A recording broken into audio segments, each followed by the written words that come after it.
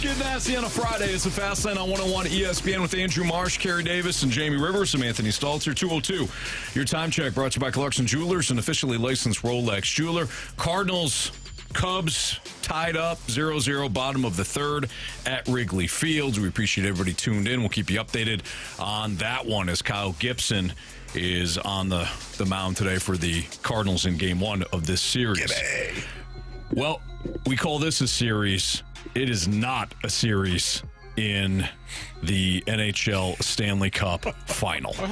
It's a beating. It is an absolute beating. Jamie, you said the other day, and I quote, if the Oilers don't win this one, meaning game three, they're not going to win any of them. Correct. In Edmonton, plane issues, flight issues for Florida. You're down 2-0, desperation, urgency, all there.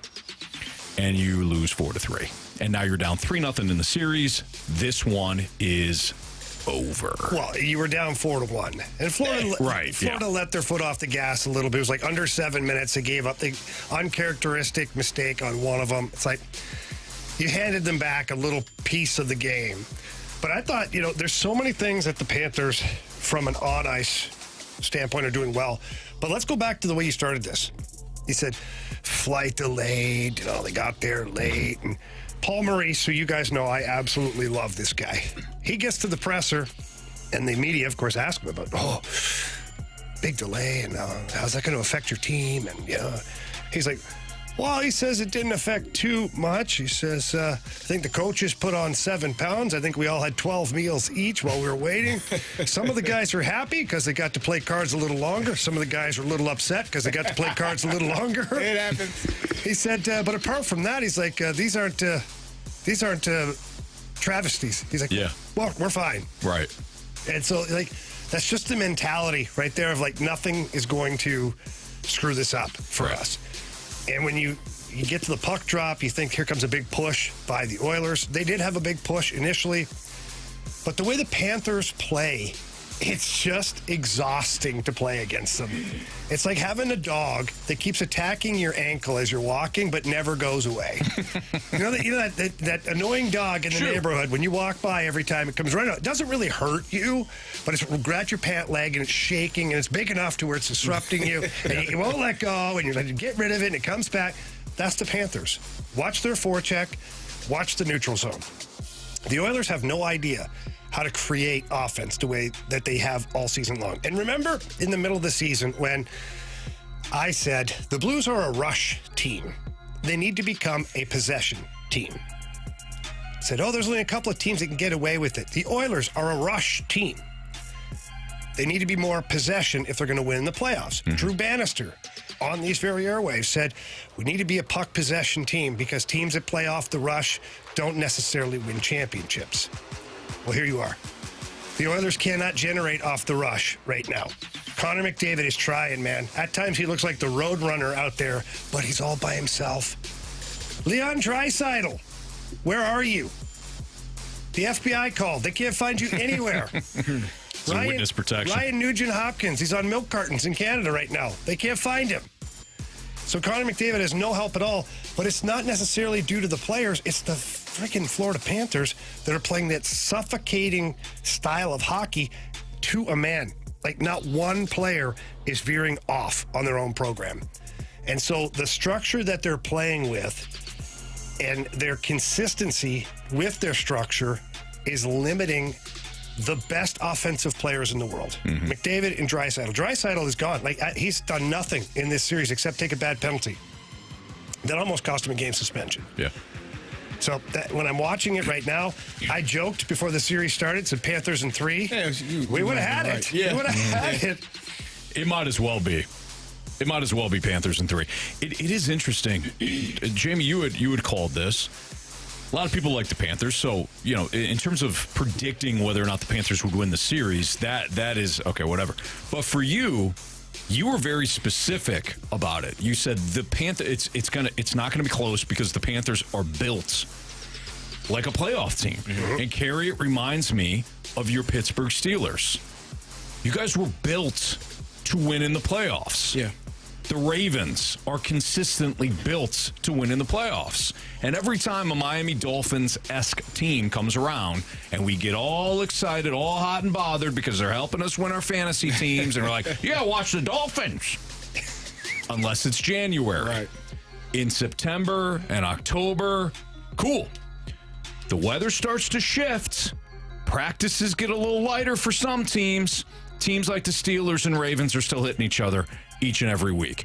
It's a different mentality. You're built differently. Right. And we're seeing that now with the Panthers. Well, I think it's that. I'm sorry, Marshy. I think it's that and the fact that the Panthers have been there before. Like, you make it all the way there last year and lose, and now you're back. And you have there's a level of, there's a taste that you just can't get rid of unless you're able to get back and win it all. And right now, the Panthers are like, we felt that last year. There's no way in hell we're going to allow this team to out-bully us, out-physical us, be tougher than us. We're going to play our game. We talked about it earlier in the series, how it seemed like the Oilers were trying to be the Panthers, and you can't be them. You got to be who you are.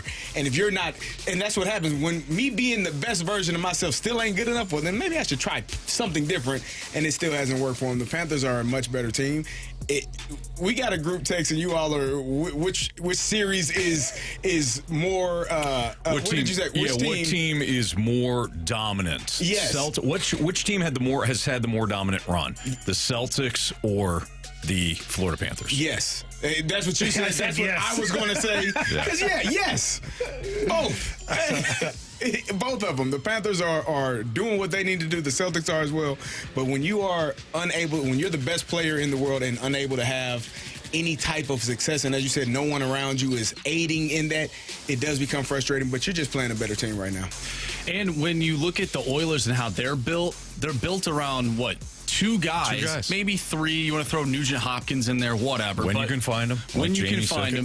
But it's two dudes, and they're playing so much that when you do that over the course of 4 series, you're not going to have any gas left. You cannot keep playing these guys 22, 25 minutes a game and expect them to go for what could be 28 more games in a postseason. That's just not possible. Mm-hmm. So the way that the Panthers have their roster, look at a guy like Matthew Tkachuk.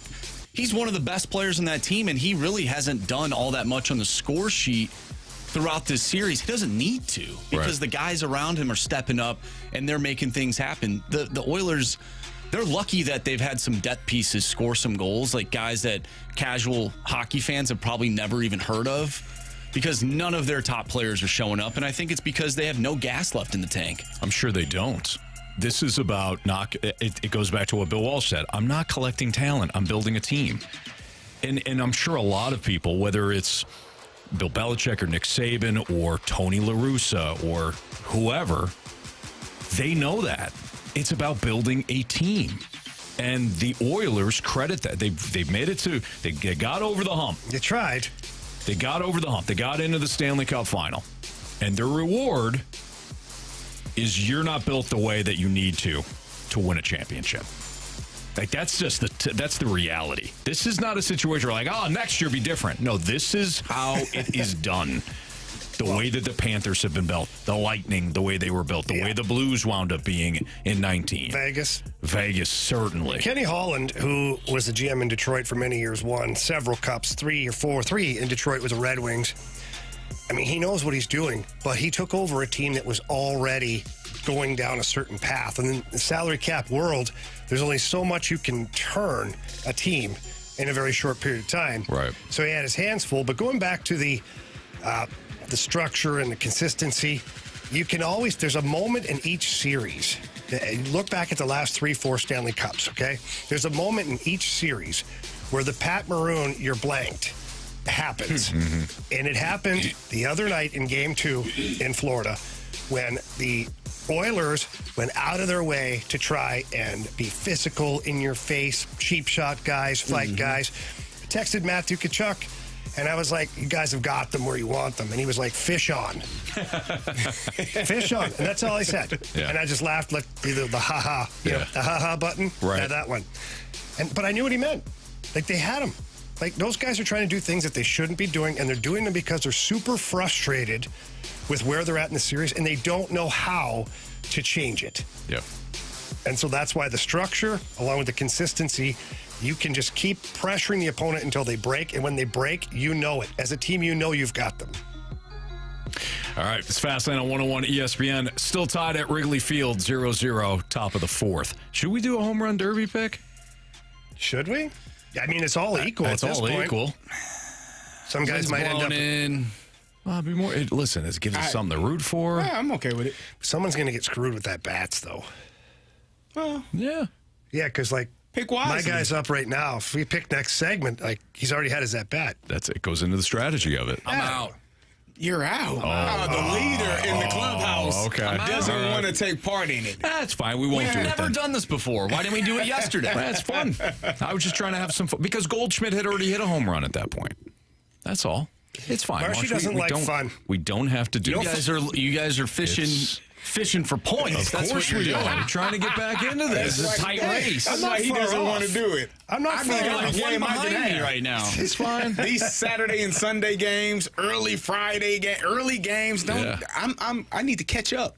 You know, we just Screw it. We'll do it. Yeah. T-shirts now available. Peer pressure. We'll Peer do it. pressure. Peer pressure. Like Marsh said the other day, if you think that I was falling into some peer pressure, I am. You guys had me. Entire life's been that way. Fish on. That's what happened. Yes. There you go. All right. Well, we'll do the home run derby pick. And Josh Ennis, who was on earlier today at the Balloon Party, said something about Nolan Arenado and Paul Goldschmidt. That Did he ever? boy, yeah. If you missed it, you weren't gonna hear it. He's also a thief. That's next on 101 ESPN.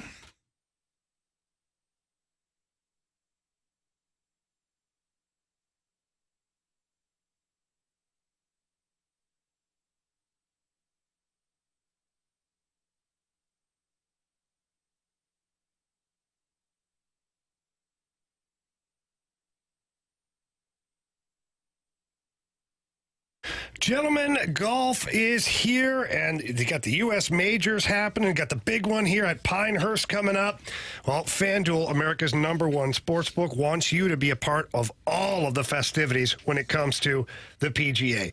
Right now, all customers, not just new customers, Carey, all customers get a profit boost every round of the U.S. major. Yeah, Jamie, that means you can boost your outright winners, your longest drive bets, and so much more. Plus, bet on the finishing position and get paid in full for ties. You won't see any other sporting book that allows you to do that. So don't wait. Go to FanDuel.com/fast to get started and take advantage of your profit boost every round at Pinehurst. Yeah, you can do that right now. In fact, you could do the live betting feature at FanDuel. You can play round specials. They've got certain odds that just are related to Tiger Woods and whether or not he'll win his grouping. I mean, they've got it all at FanDuel. But don't wait. Go to FanDuel.com/fast. Again, FanDuel.com/fast to get started, and then you can take advantage of your profit boost every round at Pinehurst throughout the weekend. Must be 21 or older and present in Illinois. Opt-in required. Bonus issued is non-withdrawable profit boost tokens. Restrictions apply, including any token expiration. See terms at sportsbook.fanduel.com. Gambling problem? Call 1-800-GAMBLER.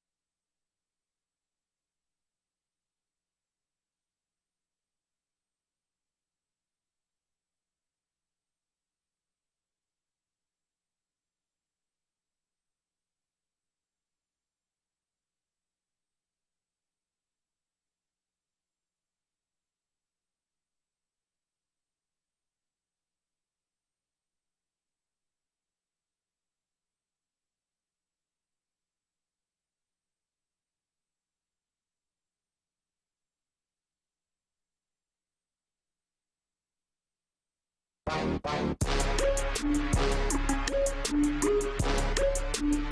like, I understand that if you're a fan and you're into it and you're like, you know what, hey, might as well try to win because what other choice do we have? And I don't necessarily disagree with that, but I have a hard time getting excited about what the Cardinals are doing. So then I read some of these Bernie reasons why the team has dropped in home attendance. Mosaic fatigue is one of them I agree with.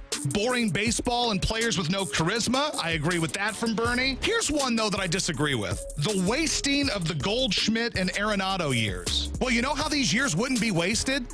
If those two didn't suck. Like, we sit there and talk about Arenado and Goldschmidt like these are two dudes that are like, man, they're playing their asses off and they're both batting .320 and they're 40 and 40. Like, we're looking at MV3. That was Josh Ennis, who filled in on the balloon party earlier today on 101 ESPN.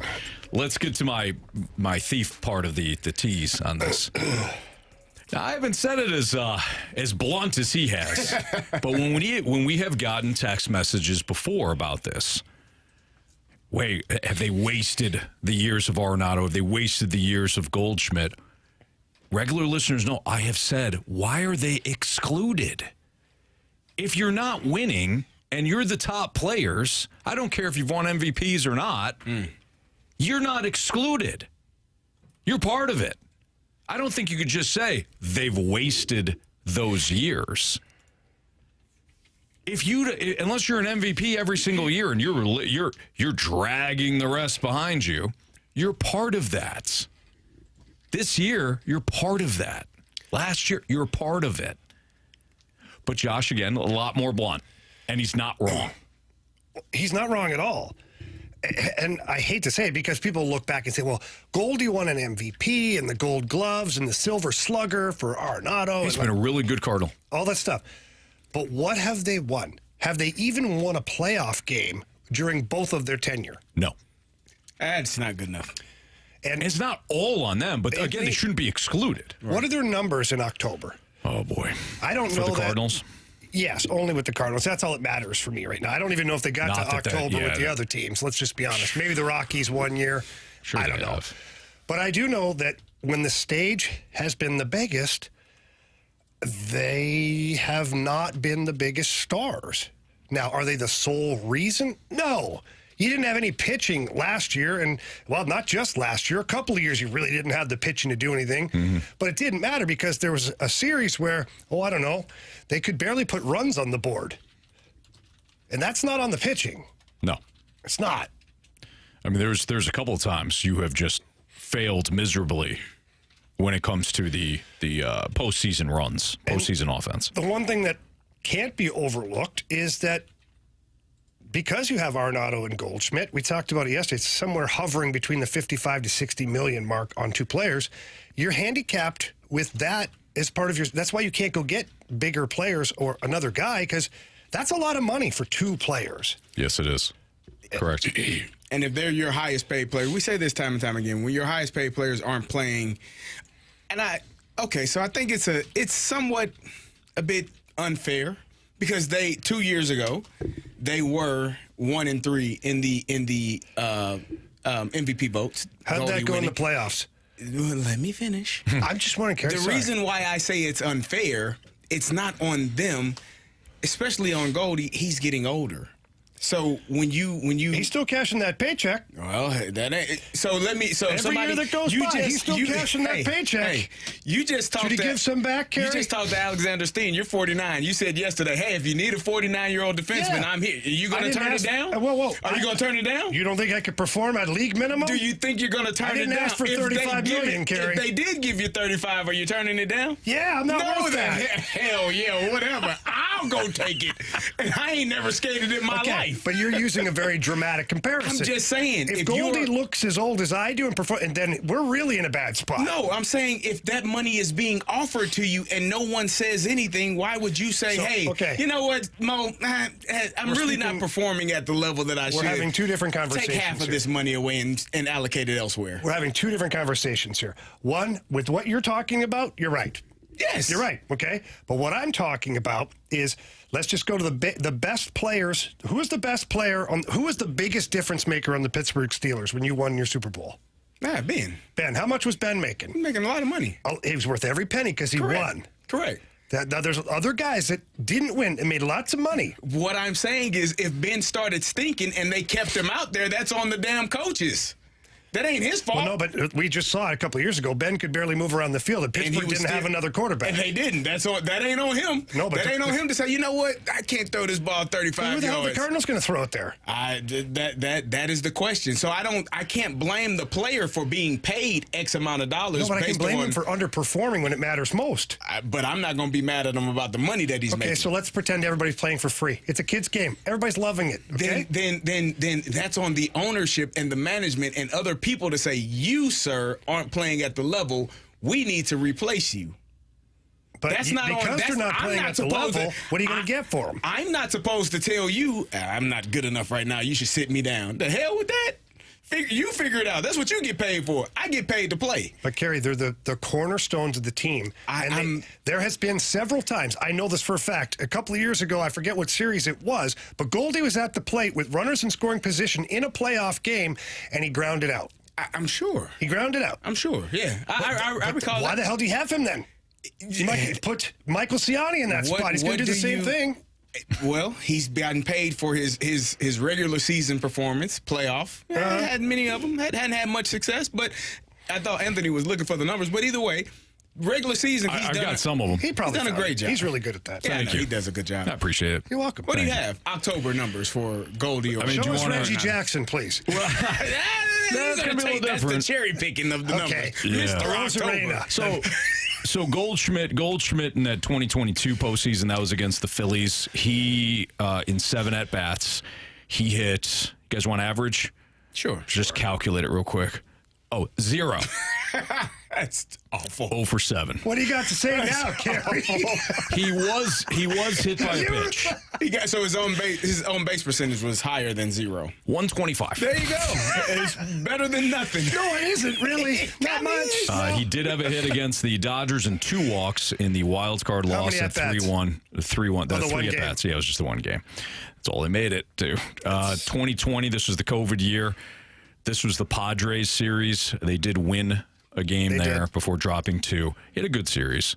He hit 231, but he did have 2 home runs in 3 games with 3 RBI. And then in 2019, that of course was the big run. He won. That's where they got all the way to the Nationals and then couldn't score. Correct. He had 2 home runs in that entire postseason. All right. 270 batting average, 308 on base, 541 slug, 848 OPS. That's fine. Okay, yeah. So he had a good 2019. So pump the brakes. 2019, he had a great 2019. Do we have his numbers against the Nationals? Against the Nationals, he had, 4, 8, 12, 16 at-bats. He had 1 hit. That's what I'm talking about. 16 at-bats, Carey. The biggest moment. 9 strikeouts. 9 strikeouts. That's not good. 9 strikeouts in 16 innings. But no, it's not. We are having 2 different conversations because for me, if I'm Paul Goldschmidt and those are my numbers and I'm still playing, why are you mad at me? You could be mad at me, but the person that Carey, let's just if you want to if you were Paul Goldschmidt, I know you. You got the heart of a lion. I do. Okay, you do. No question. I love that about you.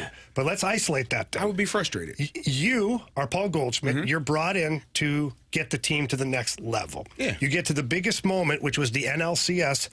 And you get 1 hit out of 16 plate appearances. How are you, Carey Davis, feeling? I'm not happy. I'm frustrated. I feel like I let the team down. I feel like I didn't do my job. I feel like that I didn't perform in the biggest moment, and we lost because of me. And I'm not saying Goldie probably didn't how feel I would that way. feel. Yeah. I don't think, I know Paul Goldschmidt is a competitive guy. I don't think for 1 second that he wasn't bothered by it. Right. I respect him. He's one of the best. But truth be told, though, the guys that carry their team they always like the big poppies of the world. They show up in those moments. Show up. But that's for me, that's something different. That's internally. And I don't know if Goldie and Arenado have that in them because we haven't seen it. The moments that when the lights are the brightest, that's when the superstars show up and they show out. And if those guys are not that, maybe that's why we haven't seen that from them. But I don't know. I mean, maybe we do know because we haven't seen it, but I can't say that for sure. It's when you get in those moments, you just know some people, when the moments are highest and the emotions are highest and the outcome means the most, some people just say, F it, I'm him, I'm going to go make a play, and there's nothing else that I need from anybody else. And if you don't get that, then maybe it ain't in them. I don't know. I haven't seen it, but I'm not. That's on the Cardinals to have recognized that and said, these guys, in our eyes, aren't prime-time players when it means the most. We need to move on. They haven't said that. They said, let's just trust the process. We're going to keep giving them opportunities, and until they either do it or don't, you won't have the answer. But at this age, where they're getting older year by year, you're talking about 2019, that's 5 years ago. So you're 5 years older. So if you didn't do it 5 years ago, chances of you doing it now, probably not there. Exactly. But that's on the organization. I know, but the question overall for the segment was, were the Cardinals, did we ruin the Goldie and Arenado era, their prime, or did they occupy a huge spot in that prime and not fulfill? No, we do have our answer because it's on the players to perform in that moment. You got me. You got me. We got there, Anthony. 10.5 minutes, we did it. Arenado, by the way, 1 for 12 in his Cardinals postseasons. I do think, though, real quick, 1 for 12. just to push back on that, just for what it's worth. You want to play the devil? Go ahead. I'll Push back all you want, Mark. I don't know if the sample size is there. They've played 3, and I'm talking about them together. So Paul Goldschmidt in 2019, Arenado was not on that team. So we're talking about them together. They played 3 postseason games. Right. I look at the team as a whole. Why did Jamie. Why did you only play 3 games? It's because your team was not good enough. Or you couldn't get your team there. Well, that's what I'm saying. You weren't good enough as a team to get yourself to play at least a 5-game series. So, yeah, they have not been great by any means in those 3 games, but I would like to see more games, give them a bigger sample size to see what they can do. Maybe that comes this year. But isn't that ultimately? I mean, both can be true. Both Isn't things that can be ultimately true. on them then? If they want to play more games, they got to play better. For sure. But what I'm saying is the people around them need to help out so they can at least those numbers get to that adding, point. That's on them. That's them. But here's the overall point. We can't exclude them. We can't say for sure. We can't say it's a team game, right? We can't just isolate those two. We can't isolate those two. It's a team game. That's right. The other guys weren't great around them. But we can't just then take them out of it and say, well, we ruined their golden years, their era. No, they're part of the team. If they're part of the team over here, then they have to be a part of the team failures as well. Oh, for sure. So it's all about the team. I agree. But when you have $60 million that's occupying 2 spots on your roster, you expect a little more from them. If they were 7 for 16 or 8 for 16, win the game. There you go. That's your point. That's my point. But my point is, Jamie, you and I are on the same page here. My point is, and it's been this way, anytime anybody has brought this up, I have always said, you can't exclude those guys. You can't just say we ruined that era. No, they're part of that era. Correct. They're part of the failures. Correct. All right. I think we did it. Good job, guys. We got nice there. job. Thanks, Good job, Josh. Jamie. Look what you started. Go fast lane yourself, Josh. Good stuff. All right. What's trending is next on the Fast Lane on 101 ESPN.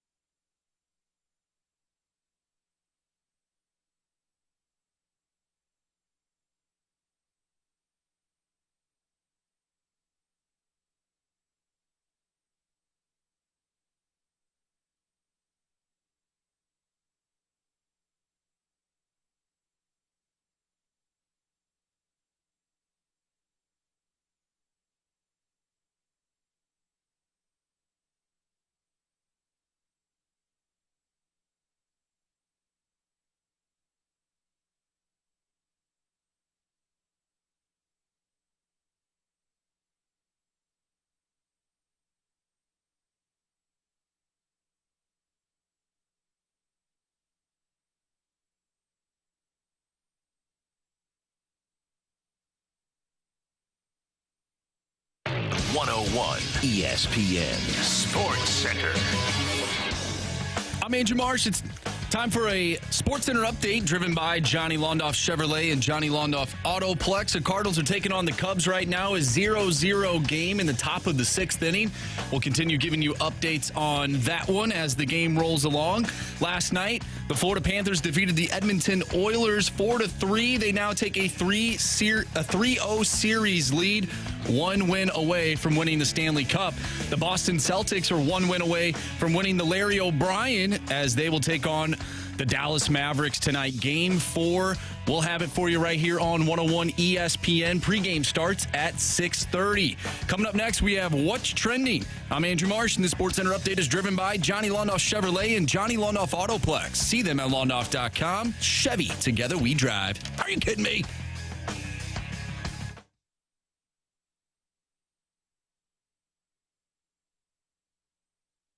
It's time to find out what's going on in the sports world with What's Trending Now. Brought to you by Goodwill. Donate a car and get tickets to the St. Louis Cardinals.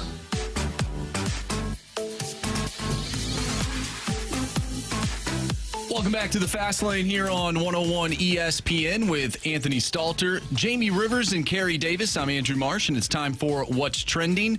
Gentlemen, the Cardinals have runners on first and second, one out in the top of the 6th inning, looking to put some runs on the board on this Friday afternoon. This game has rolled along really quickly. Kyle Hendricks had retired 10 batters heading into this inning. 10 batters straight, Anthony. This has been one of the quicker baseball games that I've seen in quite some time. What have you seen so far from the Cardinals today? I think Kyle Gibson has looked fantastic. There's a couple of times where he has allowed a base runner and almost immediately vanquished them. I mean, 5 innings, two hits, only 1 walk, 3 strikeouts, 64 pitches in. He has been incredibly efficient. Talk about innings eater. He's the guy that's eaten innings this season for you, as well as Sonny Gray. So coming off a start yesterday of Lance Lynn where he was pulled after 4 1/3, and I know that Ollie said that, maybe I could have given him another opportunity to get out. Either way, he was probably only going to see about 5 innings. So coming off that start, it was imperative for Kyle Gibson to get you into the 6th inning, and that's what he's going to do. Yeah, he's been a warrior, man. When the Cardinals signed this guy, I pictured him as almost like the, for lack of better words, the Waino replacement. Yeah. The veteran guy, steady on the bump, that's going to give you innings, and that's what he's done. He's been consistent. He's had a couple of games where it's blown up early, but he's managed to continue to throw and continue to not, so he doesn't damage the bullpen. Mm-hmm. Ollie's been able to count on Kyle Gibson in both ways to be good and also eat up innings, and that's been important. That's why he signed him. Consistent. I think that's the one thing that they lacked last season from the starting rotation was consistency. You're seeing more of it. Good for him to as you said, Jamie, to allow the bullpen to have some days of rest when he's in. You know they're not going to be stressed too often. So he's just been consistent and been pitching really well today. Now, correct me if I'm wrong. Have you guys been saying that Lance Lynn is essentially the Cardinals' number 2? I haven't. Yeah. Do you still believe that? Miles Michaelis has moved up. I feel like Gibby, Michaelis' last 2 starts puts him to the number 2 I feel like spot. Kyle Gibson has been that number 2. Fluid. Either way, it's not Lance Lynn. Kind of Fast lane fluid? Anymore. Yeah. I don't think it ever was. Well, I think that's part of the problem. That is. You don't have one. You don't have one. It's You don't have interchangeable, a number fellas. 2. It changes. You mean you have multiple? It's just about how you look at it. You guys are saying there are none when actually you have 3, maybe 4. Do you? You Or rotate. do you have 3 number 4s? Well, you got 3 number 2s because somebody has to active pitch day. after the number 1, and so it's kind of fluid. Fast lane fluid. Yeah. Yep. Yeah. That's what I I agree. said. No, you're right. Yeah, it's just about how you look at it. You're right. It's about You the right. word. All right, so you guys wanted to do the home run he's putting it on derby us. today. So we're going to do it, but Carey had an idea, and I think we're going to go with it.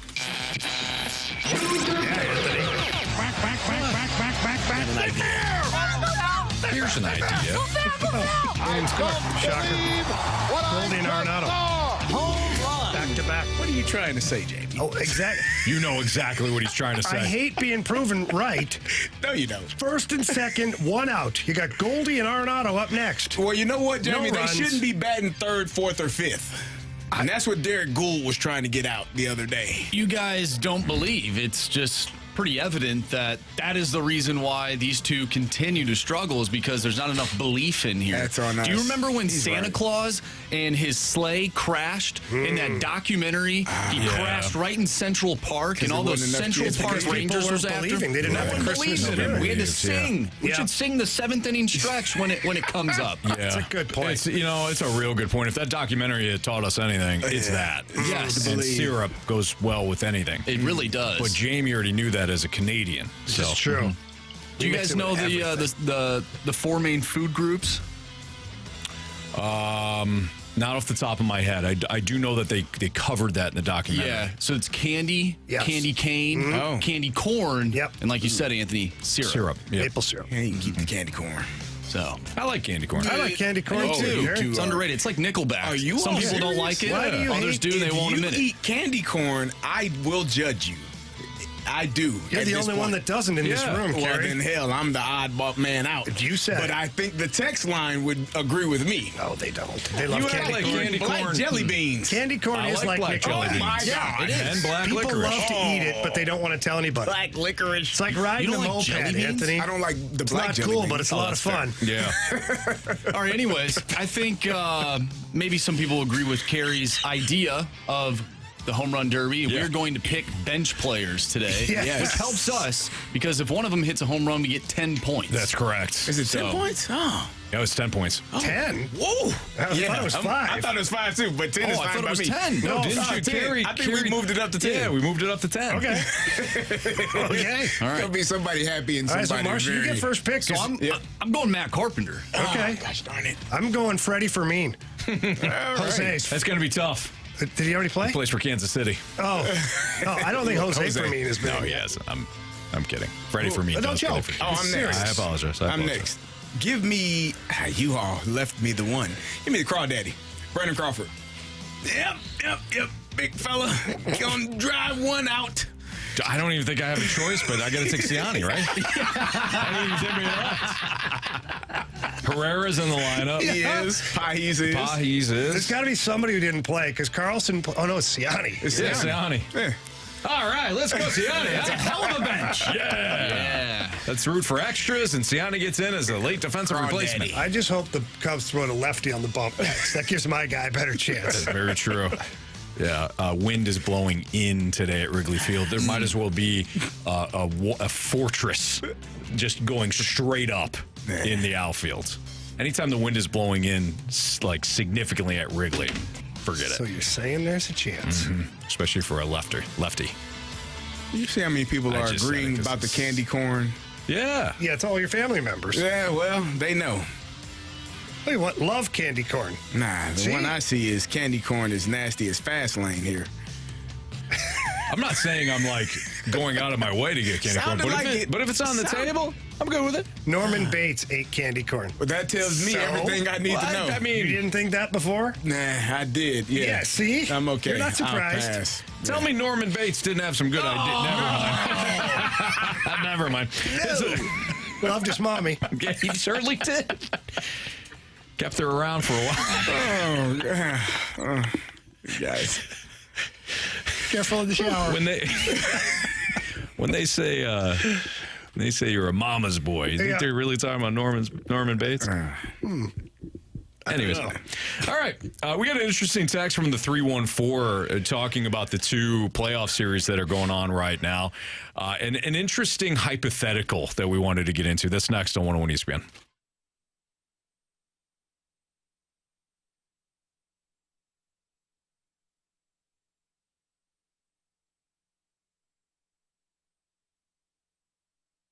Nobody said that.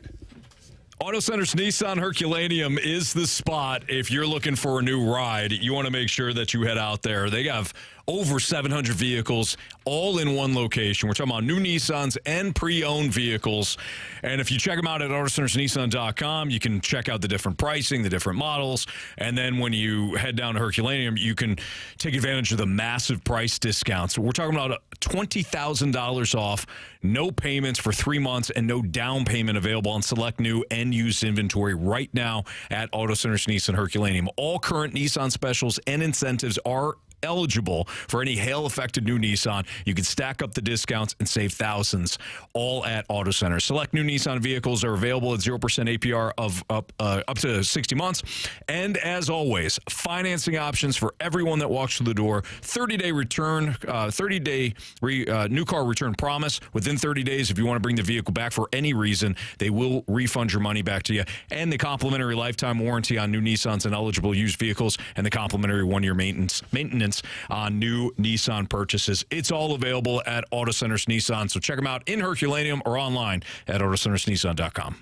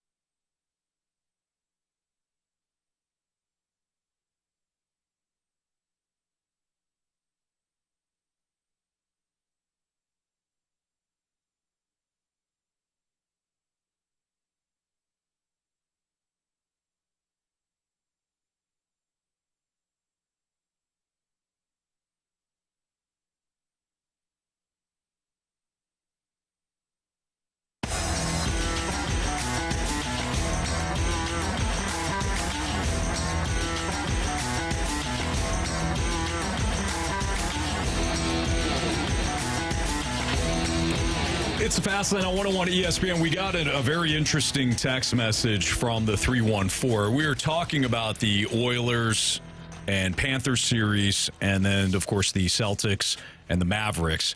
And we were talking about how lopsided it was. despite the fact that at least the Dallas-Boston series should be interesting. It should be entertaining. It's been the exact opposite. But why are the most hype matchups not always the best matchups? But here's the interesting hypothetical from the 314. If the Dallas Stars would have been in the playoff final, would it have been a different series against the Panthers, considering they're more built for the playoffs? It's a hypothetical. It's interesting. Not to say the Panthers still won't win, Jamie. I'm sure you're still going to pick the Panthers in that. But I highly doubt you'd be saying the Panthers in 3 like you did with this Oilers series. No, I agree. But, it goes back to if they're a better team, they would have beat Edmonton. That's fair, too. That's just being all things equal here. But Dallas was built for a championship run.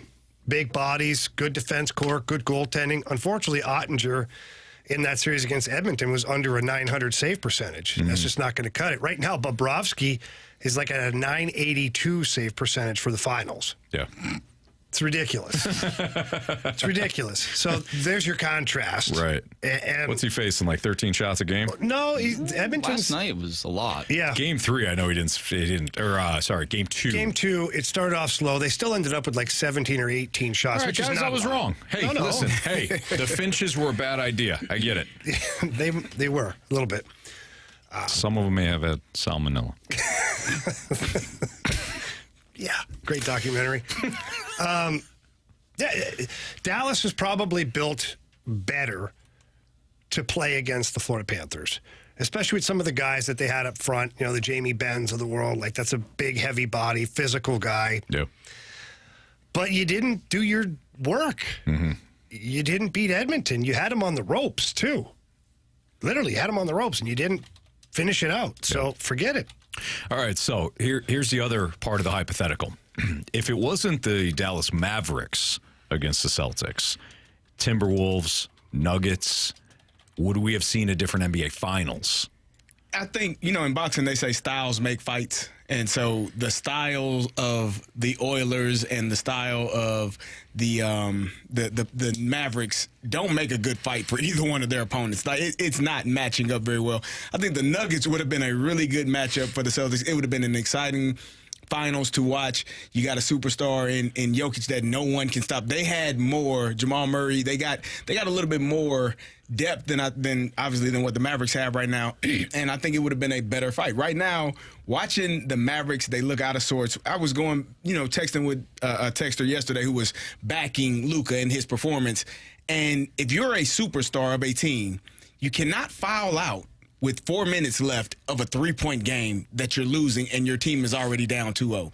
Game at home, opportunity to get a game back and make it 2-1, and you foul out with 4 minutes and 20 seconds left in the game. Yeah, that's absurd. You cannot have those mistakes. And the things that what I'm seeing from Dallas right now is it's hard living. Sometimes you can get away with making mistakes, not playing as well on the defensive end. But with Boston, because they are so talented, because they are so deep, because everyone can make a shot, you can't have any lapses. And right now, Dallas is struggling to find a way to put enough points up and to stop Boston from doing what they do. It's really hard to watch. Carey, I think you nailed it. That's why a week or so ago I said that at least for the Stanley Cup, I think the Oilers would have matched up way better against the Rangers just because of the way that they play. And Dallas would have matched up great against the Florida Panthers just because of the way that they play. Yeah. So, that's unfortunately, we're in a spot right now where just the two teams in both respective sports, the matchups just aren't great. From a dramatic standpoint, the players that are in it looks fantastic looking at it from an outside view, but when you really get down to the nitty gritty and they play the games, it's no contest because the two teams, they're not the same. One team, the Oilers, another team on the Dallas Mavericks, they're relying on two people. Mm-hmm. Both teams are relying on two people, where the other teams are a full team. Yep. They don't have to have the superstar to rise to the occasion because everyone is pitching in. They're doing their job. And unfortunately for the fans, I don't know if that makes for great cinema watching these games. It could. No, it had. It Depends who your team is. Yeah, that's true. Yeah, if you're a Florida Panthers fan, a Celtics fan, Celtics fan, like, hell yeah. Yeah, but keep going. No, you're right. For the casual observer, or for the NHL or NBA fan that is not a fan of those teams, no, it has not been compelling. You want drama. You want Game 7. Yeah. If you're an NBA fan, NHL fan, and you're not, and you don't like these two teams, these 4 teams that are in it, you want a Game 7. You might not get a Game 5. You in at either. least 6. You probably won't. At least 6. And we had the trivia question the other day. Other than the Blues Game 7 against Boston, when was the last time the NHL went to 7 games? We have to go back 12, 13 years. Yeah. That's way too long. So speaking of the Oilers, I had asked this question the other day, and Jamie broke it down from a series standpoint. What can the Oilers do? They clearly are at a disadvantage. What can they do? And Jamie broke it down from a series standpoint. I want to expand this conversation, though. It's not like you're going to get rid of Draisaitl and McDavid if you're the GM when Ken Holland first took over, which was when? Do you remember off the top of your head? No, I don't. All right, but you're Ken Holland. You're not 3 years ago. It's not like, hey, first order of business, I'm going to get rid of these 2 guys because I need to build a better team, not just have 2 guys. However, you got to this point, you got over the hump, and clearly you're not built the right way. So what can and what should the Oilers do? And when you're a team that isn't built for playoff success in any sport, how can you rebuild? That's next on 101 ESPN.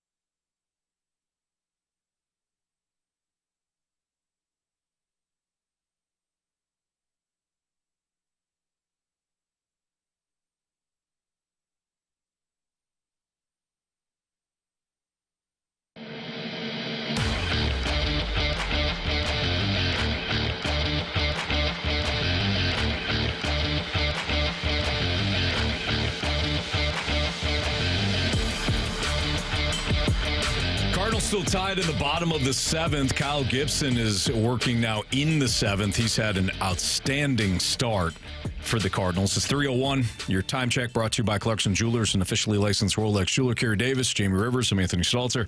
The Edmonton Oilers are now on the brink of elimination after losing last night to the Panthers in Game 3. And I had asked Jamie the other day when I think it was only Game 2, or maybe they had just lost Game 2. What can the Oilers do? They're clearly outmatched. They're kind of playing into Florida's hands with the way that the style of play. So what can they do? And Jamie, you broke it down what they could do.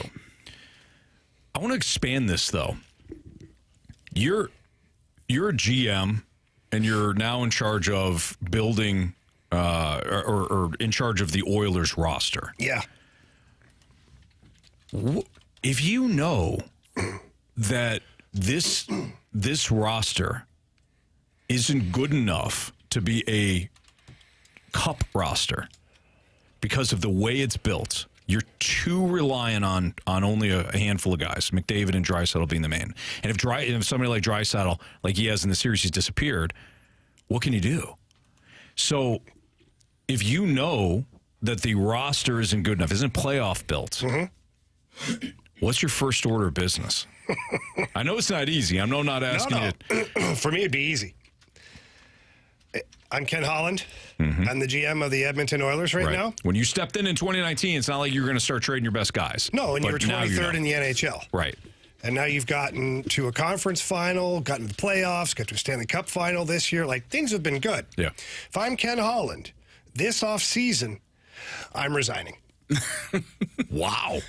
No, I'm serious. Because here's what's going on. Leon Draisaitl has one more year with the Oilers at 8.5. Then he's unrestricted. He's not staying in Edmonton, Anthony. I can tell you that. Connor McDavid has 2 more years. Then he's unrestricted. He's probably going to be a Maple Leaf or a New York Ranger. He's not staying in Edmonton. You've got 1, 2, 3, 4, 5, 6, 7, 8 unrestricted free agents after this year up front. You've got 2 unrestricted free agents on the blue line. Your best blue liner, by the way, by salary, is Darnell Nurse, who's almost at a historical clip for minuses in the playoffs. I think he's minus 16 this playoff run. That's not great. Can't even play him. He's got another 6 years at $9.2 million. Oh, man. Let me go further.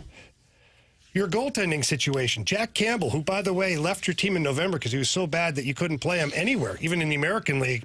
He's got another 3 years at $5 million. This is why you're resigning. Because the Oilers are about to go into a tank. They're about to go into a spiral where this team's going to be terrible again for 6, 7, 8 years. Now, I'm not saying as a GM you just quit. I'm being funny with it. Yeah. But if you're Ken Holland, you're up against it. This is your year. This was your year. And the problem with what they built was that they didn't get enough on the blue line. Matthias Ekholm and Evan Bouchard are the best. Matthias Ekholm is by far your best overall defenseman. Big, heavy, left shot, power play, penalty kill. Great. Evan Bouchard's second, deficient defensively, but really good on the power play. Got a bomb on the power play, 95 plus miles an hour almost every single time. Yeah. But that's it. After that, you got Cody Ceci, Darnell Nurse, Brett Kulak, Philip Broberg. Like, not exactly household names, Anthony. So the Oilers are in it right now. They're down 3-0 to the Panthers, what could arguably be their only chance to win this. Now, that being said, Ken Holland, if he's going for broke, he does have 8 unrestricted free agents up front. They will have a lot of salary off the books when it comes time for free agency and in the offseason. He's got to try and find a way to move Darnell Nurse or just buy him out because his tenure with the Oilers will be gone soon enough. Sure.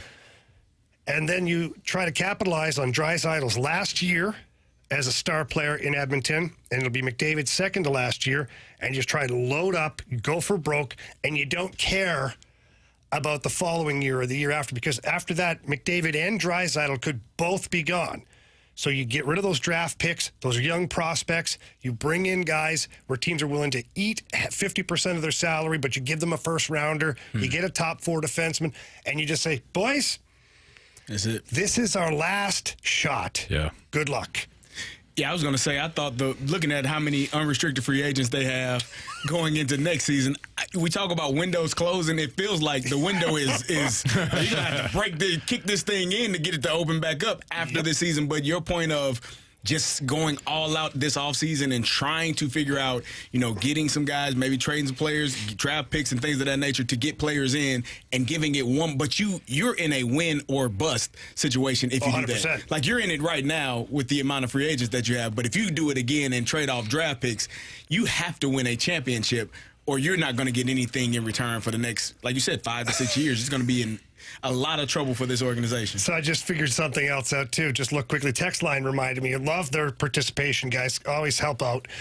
Darnell Nurse has a no-move clause. Yeah. So let's see here. It says he has a no-move clause until 2027. And in 2027, it turns into a 10-team trade clause where he can submit 10 teams he'd be traded to. So the only thing Ken Holland could do is waive Darnell Nurse and send him to the minors. Now, not all of the salary comes off the books. I think there's still a portion, $1.5 million to $2 million, that would count on your salary cap. But that might be his best move. It might be his best move, is to get rid of that $9.2 million. Think about it. He could have Alex freaking Pietrangelo instead of Darnell Nurse in Edmonton. Right. Victor Hedman.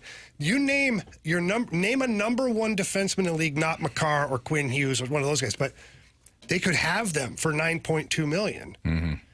So Kenny Hollins might have to get pretty bold with this roster. Wow. This reminds me of like the Buffalo Bills, a team that builds their team for a regular season, but not the playoffs. And, and people wonder, well, why can't they win? Because they're not built for the playoffs. Like, why do teams do that?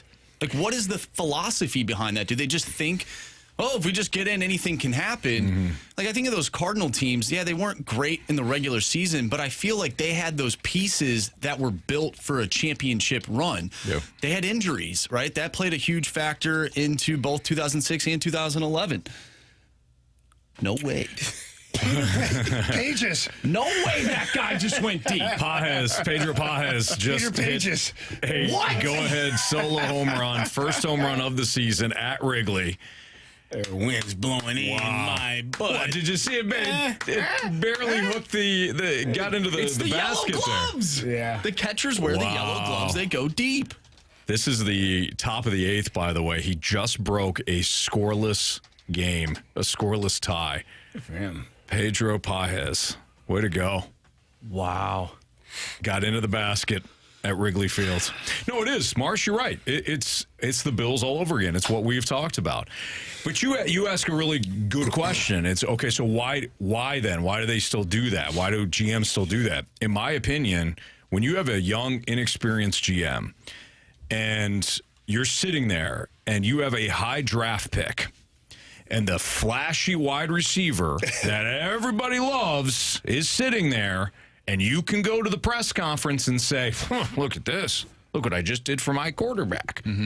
You're not thinking of the playoffs at that point. What are the Ravens criticized for up until recently? Their running back situation.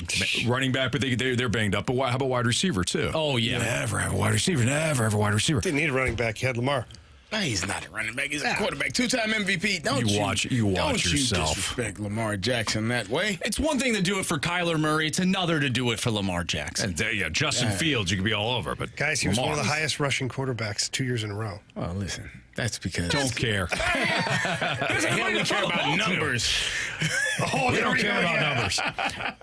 No, but if you have that flashy wide receiver just sitting there, you're going to say, but the Ravens have been criticized. You got to get more help for Lamar. Got to get more help for Lamar. Okay. Doesn't have to be a wide receiver, though. And they're always in the playoff mix. Why? Because they've got a solid defense every year. They have built a really good O-line. And now they're starting to, we got to get Lamar more help on the outside. And it helped that they got an OC that doesn't run the same play over and over again from a passing standpoint.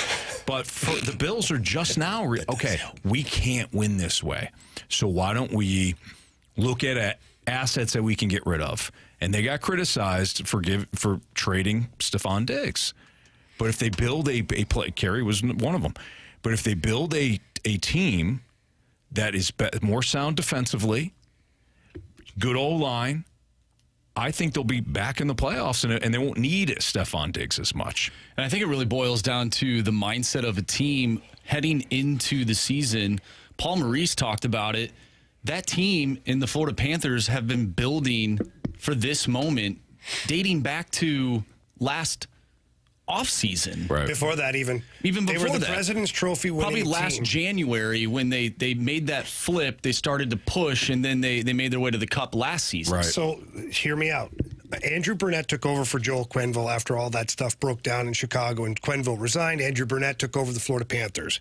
They went on to have 109 points and win the President's Trophy.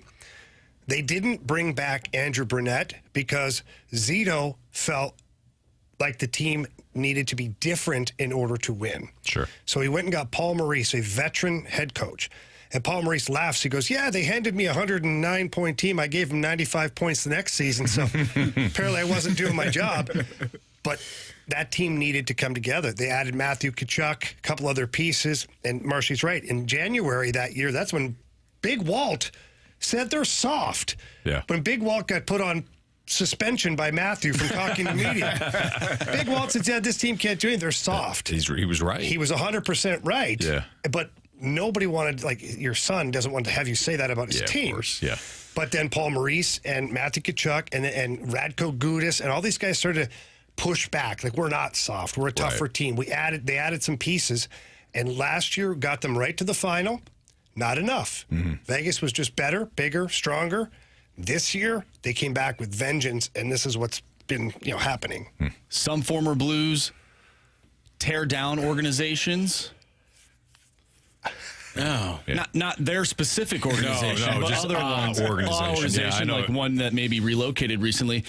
Other former Blues build up other organizations. Yeah. Marshy, as much as I screwed things up for the Arizona Coyotes, It worked out. I wasn't relevant enough to ruin that organization. By the way, you reminded me, though, of when you're talking about Big Waltz. I think it's just about having a family member criticize the club in any sort of way, like Matthew Stafford's wife did when she also went on a podcast and said, you know what? Matthew doesn't know these wide receivers' names. They're so young. That team went to the playoffs. Matthew Stafford can get away with it. If my significant other, when I played in my role, had a podcast, first of all, that wouldn't happen. But second of all, if they had a podcast and they went out and said something, I'd come home and I'd say, honey, look, I got this stick signed by so-and-so. Oh, yeah, that's great. And just smash, all the podcast stuff. Done. Yep. Like, thanks, honey. Pack our bags because we're going somewhere. The hockey news may not be able to find us when they're done. You know what's funny about that whole Matthew Stafford situation is that one of those wide receivers that he didn't know their name ended up being Puka Nacua. Right. Yeah, Absolutely. Pretty good. I bet he knew that. Knew him by the end of the season. That's one name that would stick out to me. Yeah. Even if I didn't know, I'd be like, okay, we got a guy named Puka. Yeah. Like, I would remember that. You remember that. It's Fast Lane on 101 ESPN. Does Masyn Winn have what it takes to win Rookie of the Year? That's next.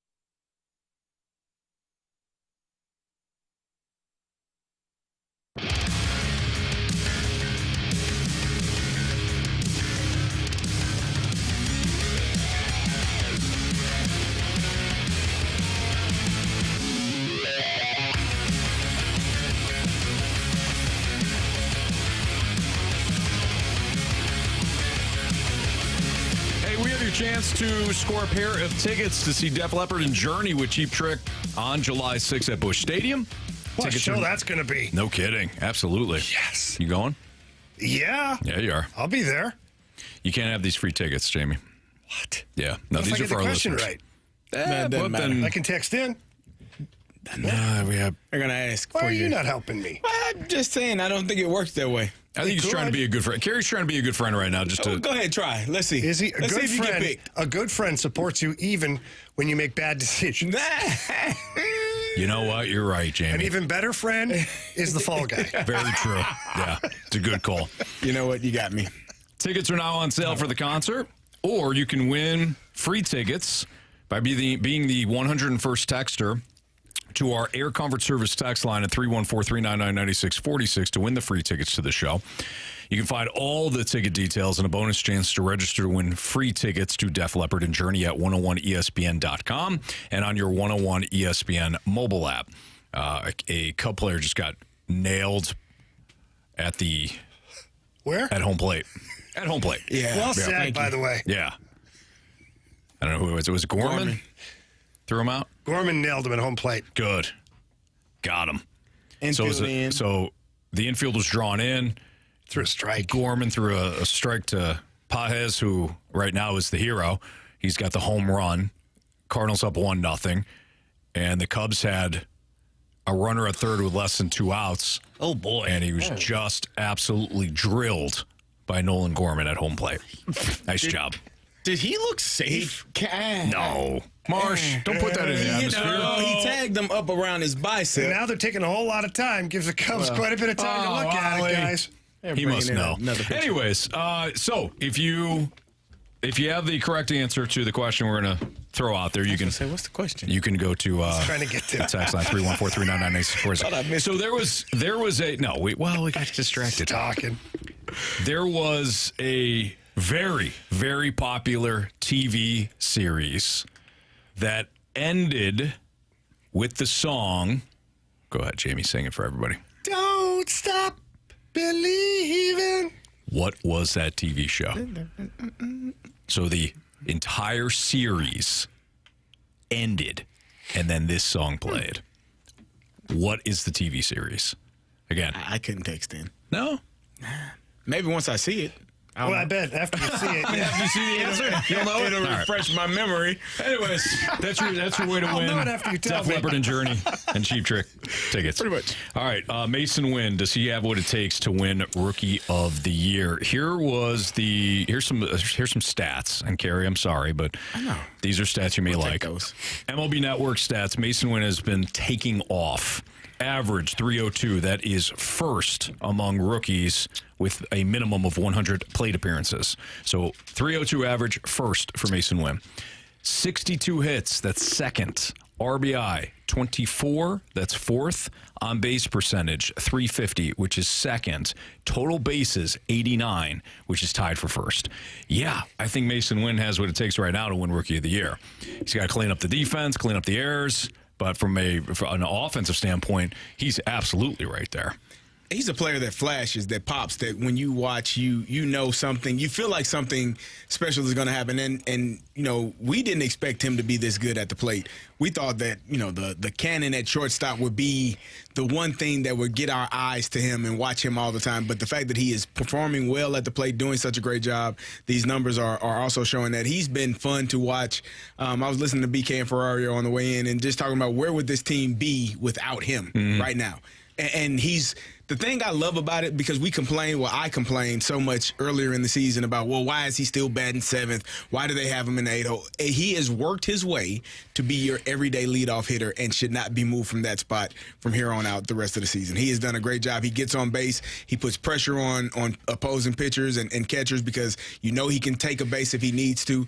There are so many good things and so many exciting things to look forward to, but we're seeing some really great things right now from Masyn Winn. So I look at these stats, and I go back to an interview that BK and Ferrario had with Masyn Winn last season when he was in Memphis. And they just talked about, him moving up the ranks, and last year was his first year at AAA ball. And Masyn Winn, I'm paraphrasing a little bit here, but he basically said, once I get to a certain level, it takes me a bit to figure it out. But once I figure it out, it's full speed ahead. Yeah. And it almost feels like that has come to fruition. Last year, he gets his cup of coffee at the end of the season. Very good defensively. Still a lot of fun to watch, but not the success at the plate that you thought. So much so that when spring training came around, you're like, hey, 8th, 9th, he doesn't hurt you. Doesn't matter. Don't need anything off the bat from this guy. We're just fine. Yeah. Well, he said, well, I got another idea for you. How about I become your best offensive player overall? No big deal. And that's where he is now. So not only do I think he's a Rookie of the Year candidate, I think he should be leading in the clubhouse right now, based on the fact that he's top 5 in all of those categories. Yeah. But also, I think he should be the Cardinals' representative for the All-Star game. What other Cardinal has made as much of a difference for that team as Masyn Winn has this year? Say it. Ryan Helsley. Ryan Helsley. That's the only one. Like, if you're going to have a position player and pitcher, those should be your two. I mean, I can't push back on Helsley. Yeah, I can't. But you only see him once every so often, right? Like, this guy's every day almost. Yeah. I think there's an argument to be made. Yeah, I think Ryan Helsley will be the one person if there's only one. See, if I'm Major Masyn League Winn. Baseball, I'm pushing for Masyn Winn. You know You why? should. That All-Star game's boring as snot. It just is. It's not fun. The only thing that makes it fun is the home run derby, and especially, what was it, last year they had the two, Rosarena and Garcia. Yeah. Adolis. Okay, Adolis but it was Garcia. fun. They had personality. They went after it, whatever. Yeah. And I think a guy like Masyn Winn, like Ronald Acuna Jr., O'Neal Cruz, Ellie De La Cruz, like you should have all these young studs that are going to do something. I said this to Marshy. Masyn Winn and those guys are capable of doing something in that game that you've never seen before. Yeah. Yeah, very true. I wonder why like Ellie De La Cruz and O'Neal Cruz get a little bit more national hype compared to Masyn Winn, when I believe his numbers are better than both of them. Power. I think that's leveled out. Do you though. think that's what it is? It's the power? Because I'll see. Or is it the factor 6'7" playing shortstop? Well, that helps. Yeah. That is helps. large Because it's the human power. beings. I will see, videos of O'Neal Cruz hitting a baseball, at the speed of sound. And, Yes. it's the Pirates, though. So, no one cares about the Pirates. No. But why, Starting to I care wonder now. why that is. You think it's the power? I do. Whenever, because think about it. I mean, from a highlight standpoint, you're typically going to show the home runs. Mm-hmm. If you just get a snippet of the Reds, snippet of the Pirates, you're going to watch those two guys. I mean, Ella De La Cruz has 11 home runs on the year. And let's see what O'Neal Cruz has. I don't think it's quite as many. But let's check it out. And Masyn Winn, I'm not saying, and by the way, I'm not saying that Masyn Winn pales in comparison. I'm just saying he's got O'Neal Cruz has 9. Yeah. But to Marsh's exact question, why do those guys maybe get more love from a shortstop position? The size certainly helps, but I think it's the power. Yeah. Some of these guys, both of these guys have hit tape measure shots. Masyn Winn's a really good all-around player. Doesn't have the same pop. So what? We don't care. But from a national standpoint, I think that's one of the reasons why. All right, so who stands in Masyn Winn's way for Rookie of the Year? Unfortunately, we just saw him. It's Paul Skeens. Oh, well, he's pretty good. I don't like that guy. Shota Imanaga is also going to garner some votes. Yamamoto is also a rookie in Major League Baseball. He's going to garner some votes.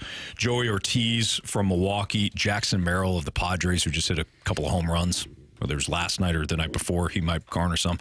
So those are the guys that could stand in Masyn Winn's way to win Rookie of the Year. And certainly some guys that are notable and, guys that stand out thus far. All right, it's Fastlane on 101 ESPN. Trevor Lawrence got himself paid. So do NFL teams feel the need to overpay their quarterback because there's a limited amount of quality quarterbacks? I would say yes, but we'll talk about it next on 101 ESPN.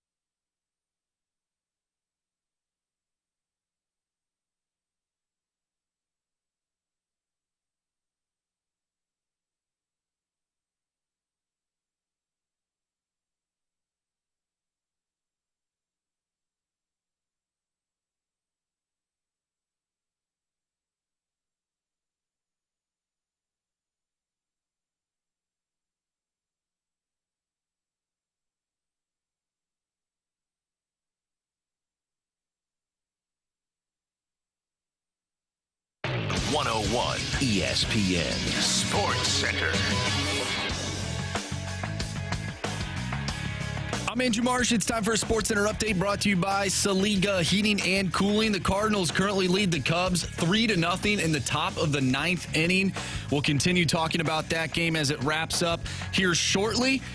Let's get to last night as the Panthers defeated the Oilers 4-3. They now have a 3-0 series lead, one win away from winning the Stanley Cup. Tonight, Game 4 between the Boston Celtics and the Dallas Mavericks. Boston one win away from winning the championship as well. Game 4, 6:30. Pre-game show starts right here on 101 ESPN. Tune into that. If you missed anything from today's show, make sure you go to 101ESPN.com or check out the free 101 mobile app. Just head to the podcast page and you'll find all of our interviews and full shows there. And it's all brought to you by Dobbs Tire and Auto Centers. Trevor Lawrence got paid. We're going to talk about that next right here in the Fast Lane. I'm Andrew Marsh, and the Sports Center update is brought to you by Saliga Heating and Cooling, an independent American Standard heating and air conditioning dealer.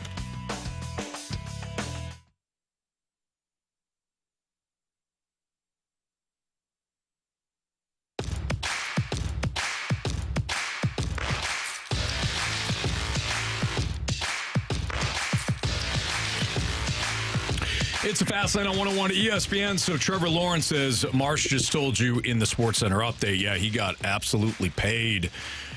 Last night, the news broke that he's going to get $200 million fully guaranteed on his new $275 million contract extension. It's for 5 years, $275, $200 fully guaranteed. $55 million AAV ties Joe Burrow for the highest of any player in the league. Now, a lot of people react to that and are like, well, he's not better than Burrow. He's not better than this player. He's not better than that player. It's always the same case. I don't understand why people can't grasp this.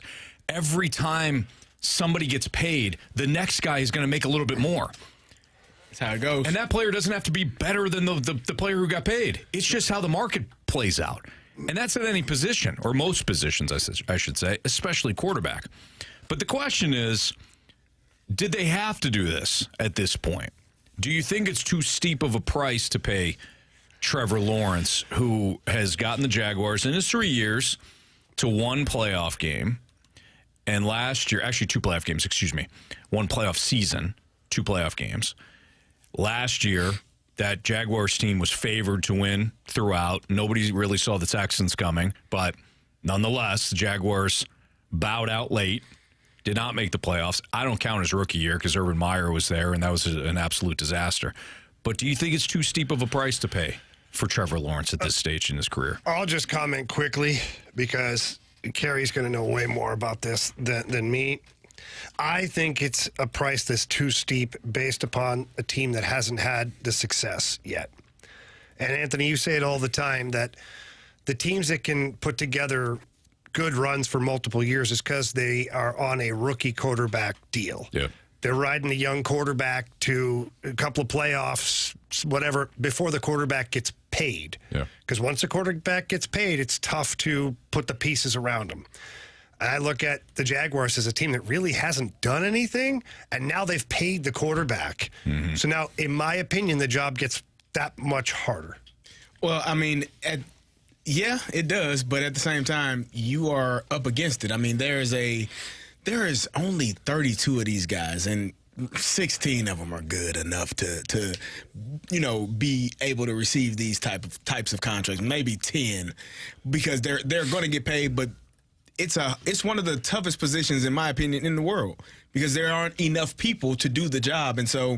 If you're an organization that has any aspirations of being a champion or putting your team in a position to be a playoff contender and putting yourself in a position to win a championship, you got to get the quarterback right. And so, yeah, what Anthony said, at some point, the next person is going to be the highest paid person. Doesn't make them the best person, but it's going to make them the highest paid person. The only one that is going to continue to get paid millions and millions of dollars is going to be Patrick Mahomes, and they're going to find ways to tweak his contract so that overall he'll end up making more money than all these guys. Yeah, I mean, just a small stake in the Kansas City Chiefs. It's worth it. Yep. Yeah. But at the end of the day, it's going to be the next man up. So when you're sitting there and you're waiting, you're hoping, Joe Burrow get paid.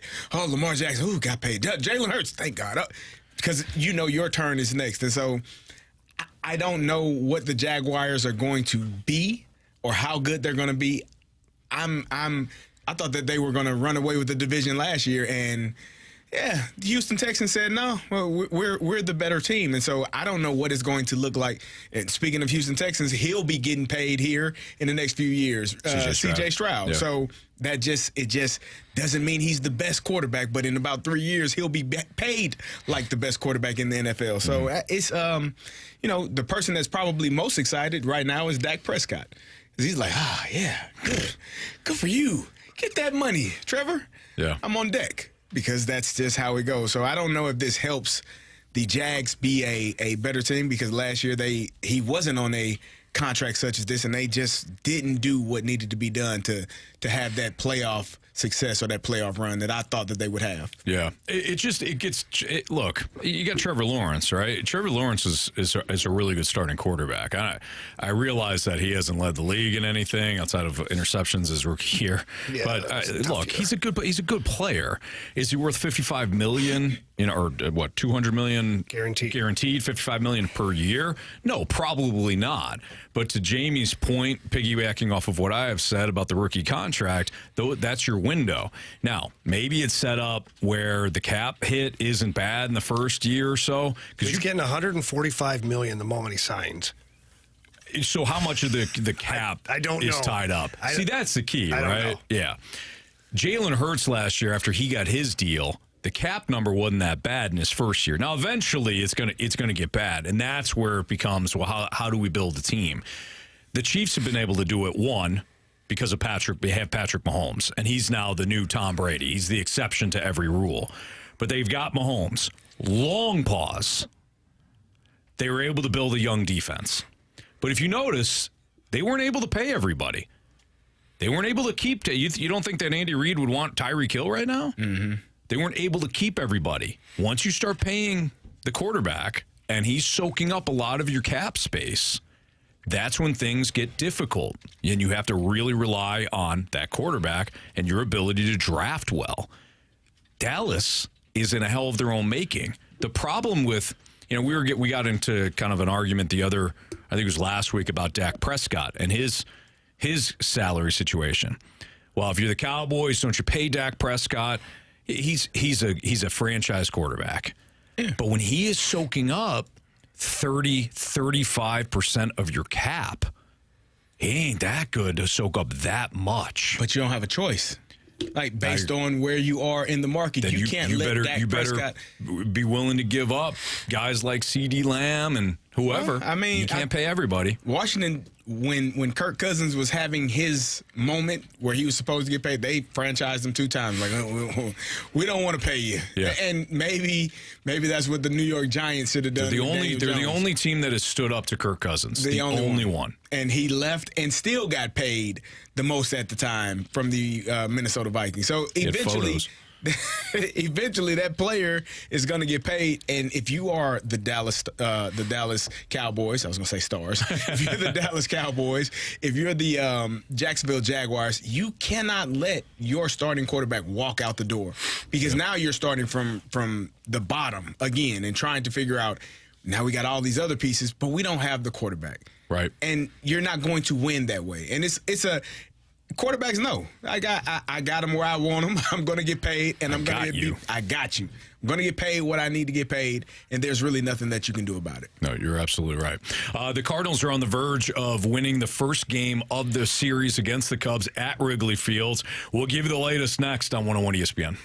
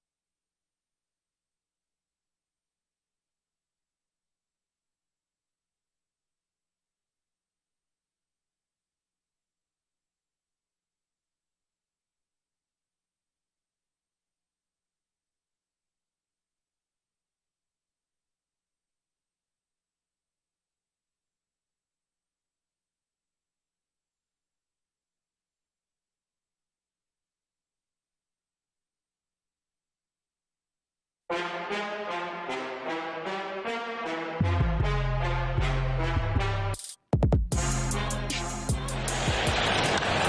a drive, hit high in the air toward left. Hep is back at the ivy, and it's gone. It's gone. Pages has hit a homer. It's 1-0 Cardinals. What a time for the first major league home run of the career of Pedro Pages. Chip Carey on the call. Brad Thompson there as well for Bally Sports Midwest as Pedro Pages hit the solo shot to break a scoreless tie in the top of the 8th. The Cardinals would go on to tally 2 more runs in the top of the 9th when Ivan Herrera doubled to score Nolan Arenado to make it 2-0. Dylan Carlson then singled to left to score Ivan Herrera and made it 3-0. And that's where we sit right now in the bottom of the 9th. Ryan Helsley got the first two batters that he faced out with no issue, and now the Cubs have first and second with 2 outs, again with a 3-0 lead. But the story of the day, assuming that the Cardinals do hold on here and Ryan Helsley gets a save, the story of the day would be Kyle Gibson. He goes 7 innings, allows just 2 hits, 1 walk, 6 Ks, 88 pitches. That's all he needed, 88 pitches to get through 7 innings. He was fantastic, and the Cardinals did hold on. Ryan Helsley with a strikeout to earn the save. Cardinals 3, Cubs nothing. And the Cardinals have won back-to-back games, and now they have won 3 out of the last 4 games, all against the National League Central. Look at that. It was a big win. Kyle Gibson was fantastic, boys. And he's been really a really good Cardinal this season. He was fantastic. I just watching him perform and to finally get some runs scored because there was nothing happening while he was still in the game. But it was a fantastic performance from him. He's been very consistent this entire season. I think he's done a great job. And we kind of, I would say and I'm sure a few other people kind of like turned their nose up, like, what are we doing? When the offseason moves were made, we thought that there should be more. But Mo did a really good job of going to get some veteran pitchers, some guys that have done it at a high level and done it for a long time, and it's showing up right now. This was a really good game for the Cardinals, as you said, another division win, which they haven't had many of those because they haven't played the division. Pittsburgh, that was the first time playing them the last series they had. So it's good to have them performing well, seeing him perform well, get guys out. Marshy was a little frustrated, I think, because I think me and him wanted Kyle Gibson to go out for the 8th inning. Like, why not? Just, just keep going. Don't put your team in a position where if you're the best pitcher on the day, just keep going. But all in all, everything worked out well. Cardinals got a win. Ryan Helsley got another save. It's a good day. And what else do you want from a guy like Kyle Gibson? And CD, you're right. Like, when these signings happened, I think that everybody just I don't think individually the signings of Lance Lynn or Kyle Gibson were the problem. I think the combination of both of them signed literally at the same moment. Right. When both guys are supposed to be bringing you the exact same thing, and they're both elder statesmen. Mm-hmm. Now, do they go about their business differently? Yes. Lance Lynn has a little more strikeout stuff, or he's supposed to anyways, whereas Gibby is, in my opinion, more of an innings eater at this point of their careers, and he's proving that the latter is true.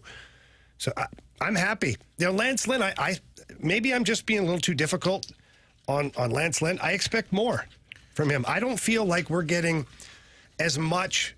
I know we're not getting as much from Lance Lynn as we are from Kyle Gibson, but I don't feel like Lance Lynn is given enough yet to justify being that first or second signing at the same time as Kyle Gibson. Like, he's going 4 1/3. Yeah. Like, Andre Palante can do that. Matthew Liberatore can do that. Like, you know what I'm saying? I do. Yeah, I agree. You sign somebody. Now, I heard BK and Ferrario talking about this before. Michael Gersh had discussed, well, it's not, innings eater. You kind of misread that. It's more about, like, the starts that are made. What? How is it misunderstood? You're either eating, like you go 3 innings, or you go 6 innings. Right. That's a big difference on your bullpen. I completely agree. I think they're kind of, look over here. Yeah. The shell game? Yes. Just keep moving things around a little exactly. bit? Yep. Yeah. Where's the shell? It's in your pocket. Follow the ace. Follow the ace. Follow the ace. No, but you're right. I don't think you're being too hard on Lance Lynn. It is. And I don't dislike Lance Lynn at all. I actually like his his edginess. I like his attitude. I think he's probably a great guy to have there. Mm-hmm. But if he came in to give you, 5 to 6 to maybe more innings, he just hasn't accomplished that recently. No, he hasn't. And you got Lance Lynn because when people maybe get frustrated that I'm being too negative with the Cardinals, it's not that I'm frustrated by anything. I'm frustrated sometimes about, just the approach, right? Of course. Like, I get real frustrated with, they often choose the easy way. They often choose the safe way. Here's a perfect example. They went with Lance Lynn, 1-year deal. They knew the fan base would be fine with it because Lance Lynn is a well-liked, gritty player, and they wanted a gritty player within their clubhouse. I understand it. Okay, I'm not criticizing them for that. But Marsh, you listening real quick? I just want some backup on this. I'll back you up, Anthony. You don't think Carey and I are going to back you? Well, I don't know if you would remember this. That's all. Oh, wow. And he's poking, you know what he's saying about us, Carey? We don't pay attention. Oh, brain damage. No, I'm not saying that. Yeah, We do have the he's Gauntlet mocking coming us. up, so we need like- to start thinking of things and get the brain moving a little bit because we have a tall task here against Tony. I'm just saying, you guys don't often remember what I just teased. In fairness, Jamie. What did he just say? All right, Anthony, give it to me. The starting pitcher, the free agent starting pitcher that I liked on a 1-year deal for the Cardinals this year, Luis Severino. Rich Hill. Not Rich Hill. Thank you, Marsh. Luis Severino, who's having an outstanding year. The issue with Luis Severino has been injuries. So I get it. They went the safe route. Lance Lynn, we know he's going to go to the post every. Well, Severino has been outstanding this year. They didn't want to roll the dice with Severino. Both 1-year deals, both deals that were going to not block anybody if you got a young guy coming up, but they didn't want to take the risk with the injury. Fair, but now you got Lance Lynn going 4 innings or 4 1/3. Yeah, I know. But Kyle Gibson, to get positive again, Kyle Gibson has been everything, I think, and more that the Cardinals were hoping for.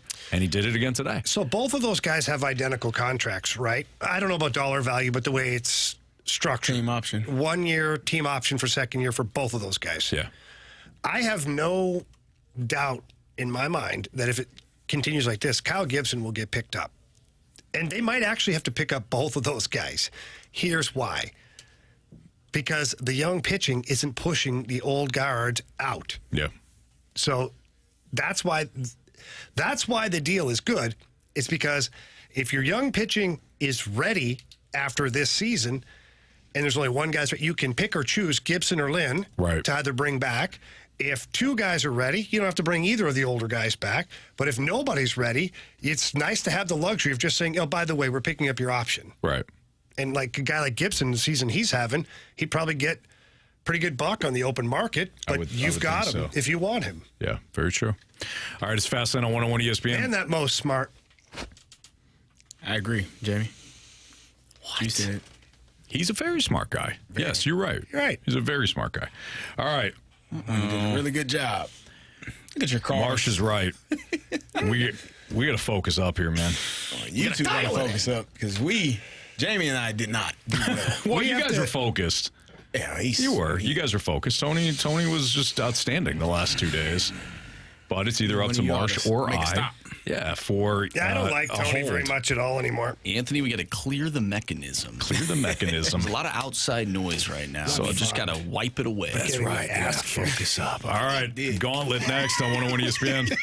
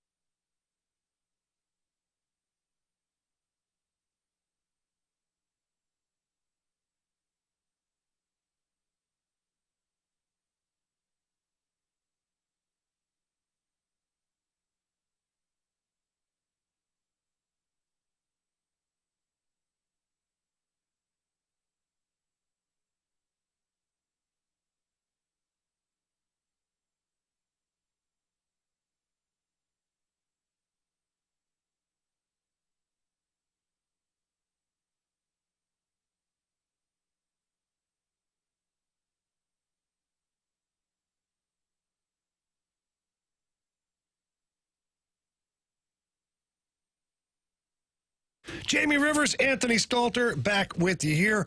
We're joined by our good buddy Stewie from Stewart's American Mortgage Corporation. And Stewie, Ryan Helsley closed it out for the Cardinals today against the Cubs, but he didn't get 6 closings using the bagel loan, did he? Jamie, this was 6 closing at the same exact time, same title company. Total amount saved between those 6, $42,000 in closing costs they didn't have to pay, $42,000. So you know what? Take advantage of the opportunity. If you're going to borrow more than $200,000 on a refi or a purchase, no title fees, no lender fees, no appraisal fee. You're going to get the same or better rate than anybody else, close quicker, and not have to pay those fees all the other lenders require.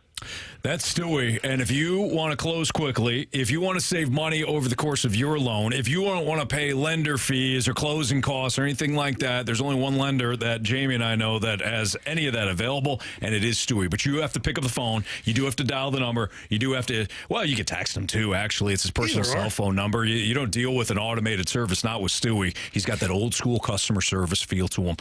314-324-4440. Again, 314-324-4440. And Jamie, if they can't remember that number because they're out driving around, they got some stuff, but they do want to take advantage of the bagel loan, what can they do? They can just Google the bagel loan. Thank you, Stewie.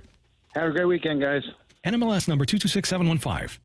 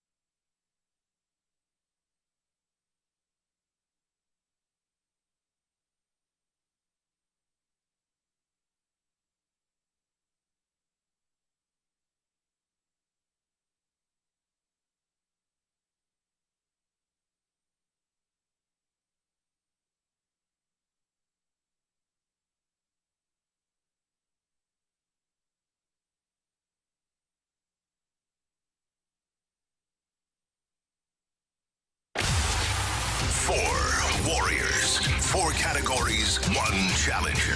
Can you master the Gauntlet? The Gauntlet is powered by Master, your hometown source for business communications for more than 30 years. Visit mastor.com.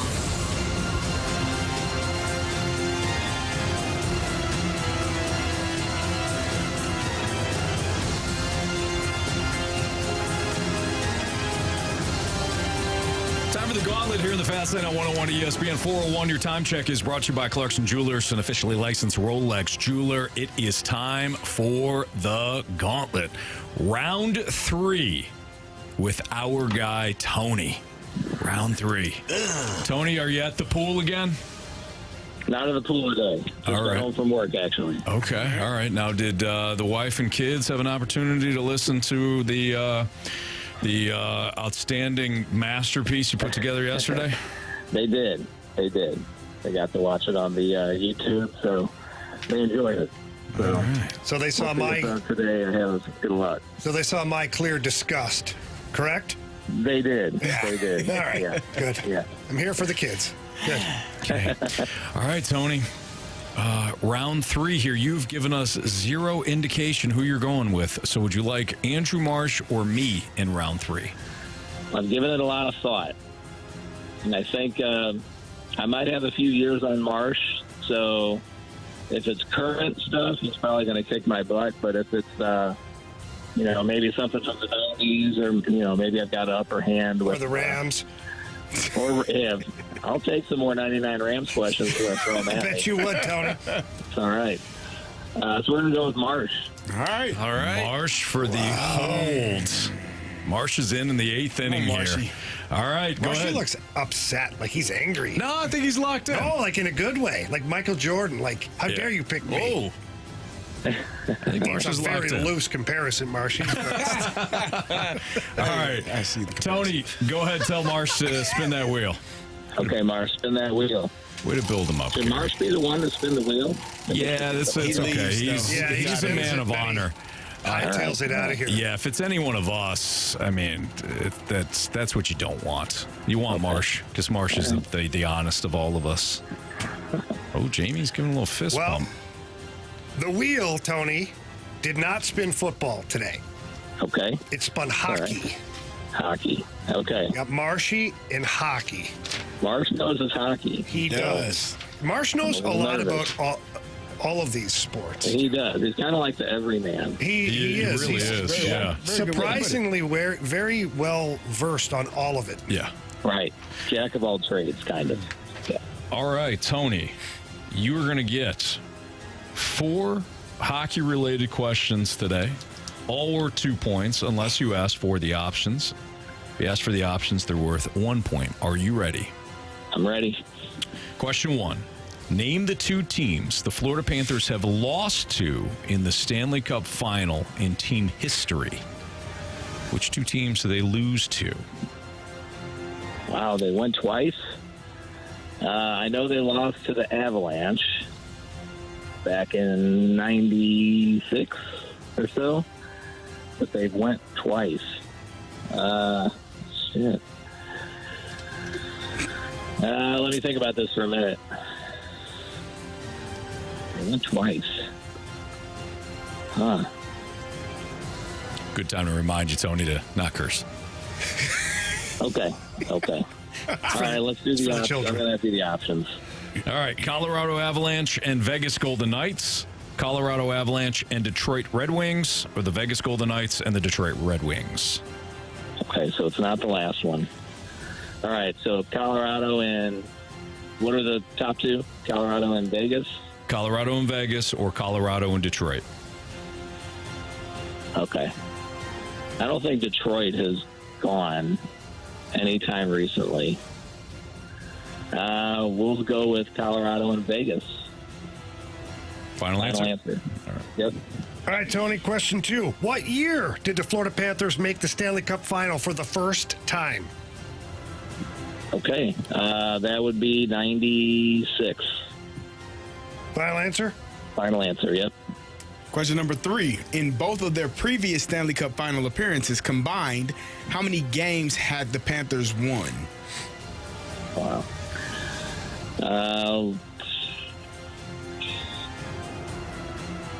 So they've lost both times.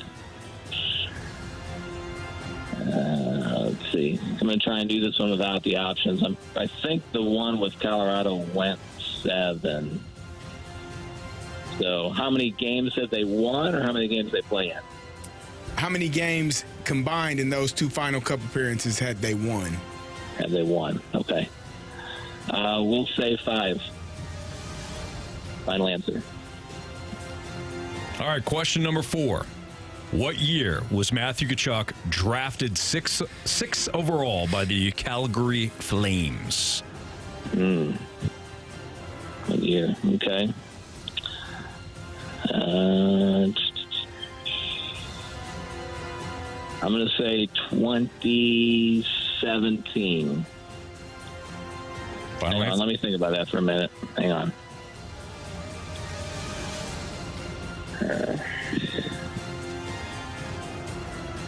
Tony. Let's go 2016. 2016. All right. Final answer. Okay, let's bring back Marsh from the Cone of Silence. Marshy Marsh. Tony, how you feeling? Well, not as good as yesterday, obviously, but I think I got a shot. Okay. Marsh is coming in from the Cone of Silence right now. Marsh, how we feeling? Feel good. Wow, Marsh is locked in. Okay. The wheel, Marsh, spun hockey today. It spun hockey. How you feel about that? Well, I feel good. We'll see how it goes, though. Okay. All right. Jamie? Pack your lunch, buddy. Okay. All right, here we go. Question number 1. Name the 2 teams the Florida Panthers have lost to in the Stanley Cup Final in team history. Name the 2 teams the Florida Panthers have lost to in the Stanley Cup Final in team history. All right, so we have the Vegas Golden Knights. And then, the Colorado Avalanche. Final answer. All right, Marshy, what year did the Florida Panthers make the Stanley Cup Final for the first time? All right, so let's see here. Oh, man. When did, was it 98? Was it 96? I think it was 96. That would have been my birth year. Because it was the year the Avalanche then they went from Quebec to Colorado. I think it was 96. Final answer. Question number 3. In both of their previous Stanley Cup Final appearances combined, how many games had the Panthers won? Okay, so... Oh, jeez. Is that counting this year? No. Okay. Previous 2. Okay, so they won 1 last year. That went 5. Oh, jeez. The other one go. Let's go with 3. Final answer. Last question. What year was Matthew Tkachuk drafted 6th overall by the Calgary Flames? Okay. So he's a year. He's a year below me. My first year of college was 2014. So he's in 97. I'll go with 2015. Final answer. I don't know how I feel about that, but see how it goes. All right, let's go over these. Tony versus Marsh, round 3 of the Gauntlet. The wheel spun hockey. Here we go. Question 1. Name the 2 teams the Florida Panthers have lost to in the Stanley Cup Final in team history. Tony, you went with the Colorado Avalanche and the Vegas Golden Knights. Marsh, you went with the Colorado Avalanche and the Vegas Golden Knights. Correct answer is Vegas Golden Knights and the Colorado Avalanche. But Marsh did not need the options for that one. Tony did. So we have a 2-1 lead for Andrew Marsh. What year did the Florida Panthers make the Stanley Cup Final for the first time? Tony, you said 1996. Marsh, you said 1996. Correct answer is 1996. Neither of you needed the options for that one. So Marsh still with that 3-1 lead. Or 3-2 lead, excuse me. Nope, hold on, time out. 4-3. Thank you. 4-3 lead for Marsh. 4-3 lead for Marsh. In both of their previous Stanley Cup Final appearances combined, how many games have the Panthers won? Tony, you said 5. Marsh, you said 3. Correct answer is? Well, they did lose 1 last year to the Vegas Golden Knights. And in 1996, they were swept. The answer is 1. 1. So Marsh still with the 4-3 lead. Comes down to this. What year was Matthew Tkachuk drafted 6th overall by the Calgary Flames? Neither of you used the options. Both of you used years that were options. Marsh, you went 2015. Tony, you went 2016. If Matthew Tkachuk was drafted in 2016, Tony edges out Marsh by 1. If Marsh is correct and it's 2015, then Tony's run ends today. If neither of them are correct. Neither of them are right. Tony's run ends today. Oh, one of them's correct. Oh. Did I forget to mention that? Yeah. Carey, what year was Matthew Tkachuk drafted? It was 2016. Tony. You have chosen wisely. Tony, congratulations. You got me tomorrow, man, in the final. That was a hell of a battle. You won 5-4. He's got all weekend to wait for That you. was. Oh, that's right. It It's is a Friday. It is a Friday. Gives me a I chance. totally forgot that the Panthers were just there last year. That shows me my recent hockey knowledge, but well, that's okay. It worked out. It did. It worked out. So you get to celebrate all weekend, and then on Monday, you and I will have our championship battle. Let's do it. Good job, Tony. Good job, Tony. Thank you.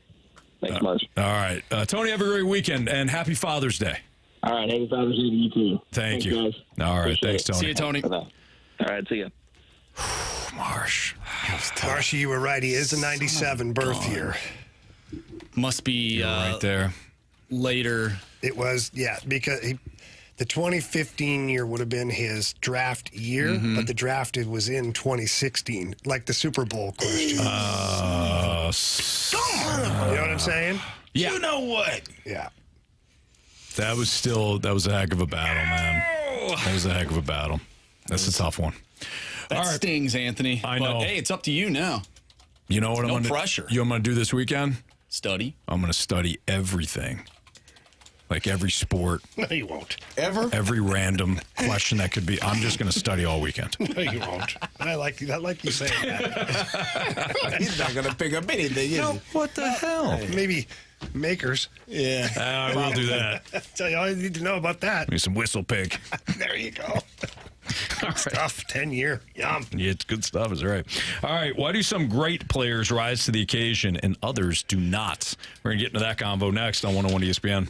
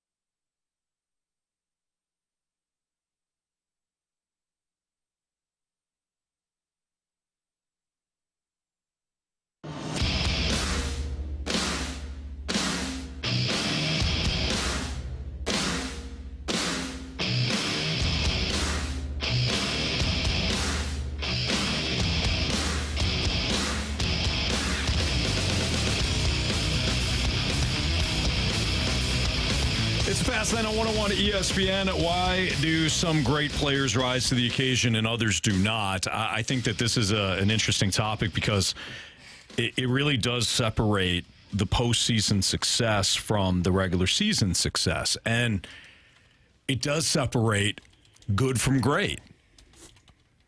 There's a lot of really good players in all sports. Hell, there's a lot of great players in sports. But when you're talking about, I don't know, players where you say at one point to yourself, this is why legends never die. There is a huge difference. Jamie, you kind of pitched this topic, and I responded to you by saying, Grady wants to talk about Tom Brady again. I mean, I'll take every opportunity I can. I actually knew you didn't, but it does remind me a lot of Brady. But go ahead. No, I just watching different championships and watching how things are going down, especially if we're doing the parallels again between the NBA and the NHL. Connor McDavid, Leon Draisaitl, these guys are a force. I mean, two of the best offensive players in the NHL. Quite honestly, maybe the two best. Mm-hmm. And, Connor McDavid he's out there scrapping. He's trying. He's not generating a whole lot. And Leon Draisaitl's still a great player. He's still a great player. But Draisaitl's doing nothing. Now you flip it. You look at the Florida Panthers. And last night alone, just isolate when we talk about depth and we talk about players that are rising. 3 of their best players were 4 of them were contributors last night. Mm-hmm. Reinhart, their top goal scorer, he scores. Then you've got Barkov, your top all-around player. He scores. Then Tkachuk gets in on a forecheck, steals the puck from Darnell Nurse, makes an incredible pass to Sam Bennett, and Bennett scores. That's your team. That's the difference right there. Like, to flip it, it would be like McDavid scores, Draisaitl scores, Nugent Hopkins scores, and pick another guy who scores. Mm-hmm. But the Oilers don't have that. They've got either McDavid scored or Draisaitl scored. And that's pretty much it as far as driving the offense. And then you look at a guy like Vladimir Tarasenko. He gets on the scoreboard last night. And I tell you what, it was a head scratcher for me when the Panthers added Vladdy at the deadline, because I was like, I just don't know if he's the piece. Like, Vladdy can be the salmon swimming upstream sometimes. Yeah. To where everybody's going in one direction, he's going in the other direction. Mm-hmm. Now, he was not like that during the Blues Stanley Cup run. He jumped on board and pulled his weight and he scored. So he was tied for most goals for the Blues with Jaden Schwartz in that Stanley Cup run. So you can't knock him. But I saw last night, though, just a few little things. He took a couple of hits to make plays, chipped the puck out at good times, and then he gets into the blue paint and gets a nice goal in a big moment. But that's what having depth pieces is, and that's what having guys who know how to win. Like, say what you want about Vladimir Tarasenko, but he's won a Stanley Cup. He knows what it takes, especially right now in this moment. Like, he's going to have value in what he says from last night to tomorrow night's game, what he says to teammates, what to expect, how to go about it. Like, he has won the cup. So, to me, that's the difference. The Oilers, they've got Corey Perry, who's an elder statesman, great guy, great player, would take him on our team any day, but he's not able to do the offensive things that he once did before. So Corey Perry in a role like Vladimir Tarasenko is perfect.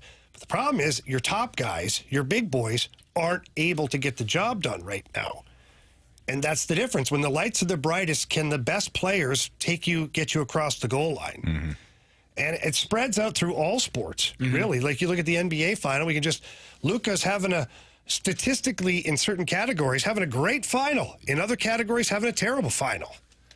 Yet the Celtics, or Jason Tatum's having a okay final, okay.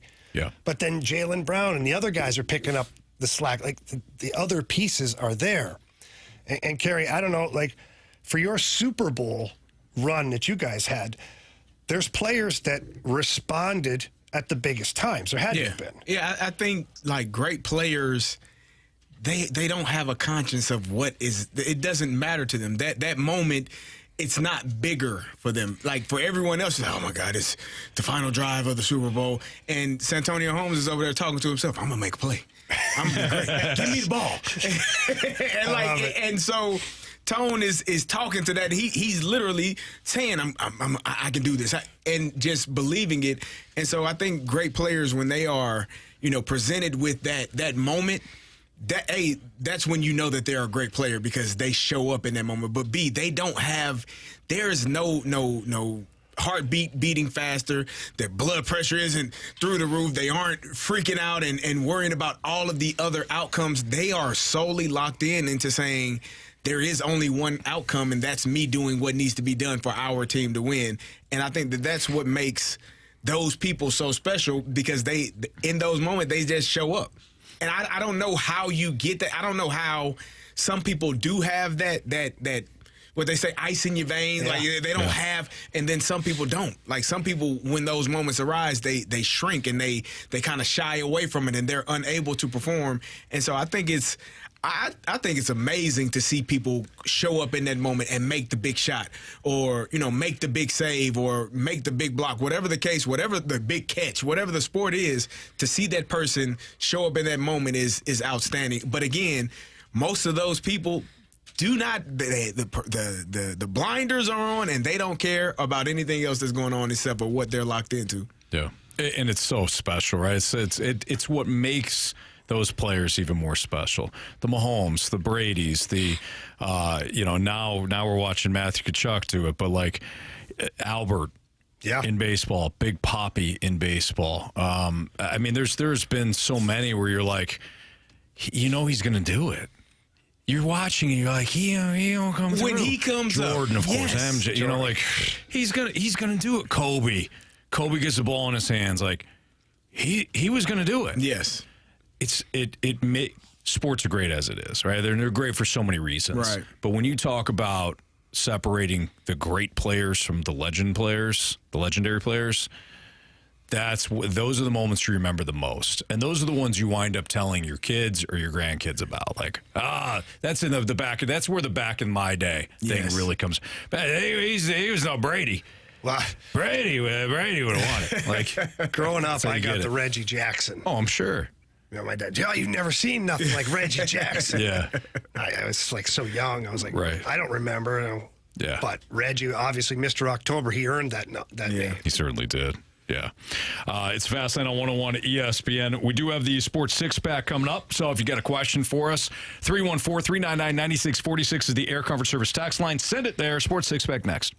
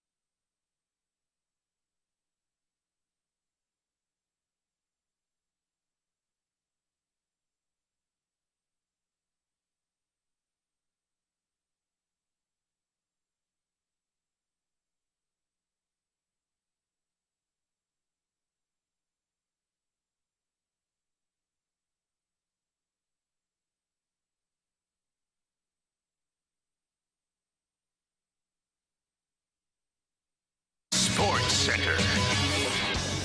I'm Andrew Marsh. It's time for a Sports Center update driven by Johnny Londoff Chevrolet and Johnny Londoff Autoplex. The Cardinals defeated the Cubs today 3-0. Kyle Gibson improves to 5-2. His ERA is at 3.44 on the season. Ryan Helsley picked up his 23rd save of the year. We talked a little bit about the Cardinals and Cubs throughout the day. If you missed any of those conversations, make sure you go to 101ESPN.com or check out the free 101 mobile app. We'll continue talking about the Cardinals throughout the remainder of the show. And if you have any questions about them, send them our way because we have the Sports Six-Pack coming up next. 314-399-9646 is the Air Comfort Service text line. So get those questions in.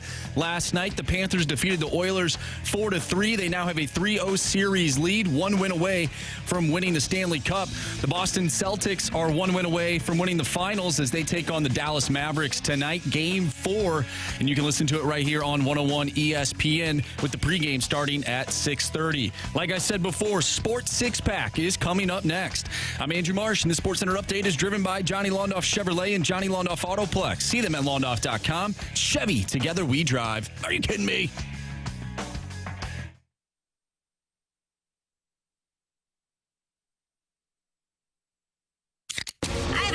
It's time for the Fast Lane to answer your sports questions. I want to ask you a bunch of questions, and I want to have them answered immediately. Asking me all these weird questions. Answer the question. Answer the question. Answer me! The Sports Six-Pack is now.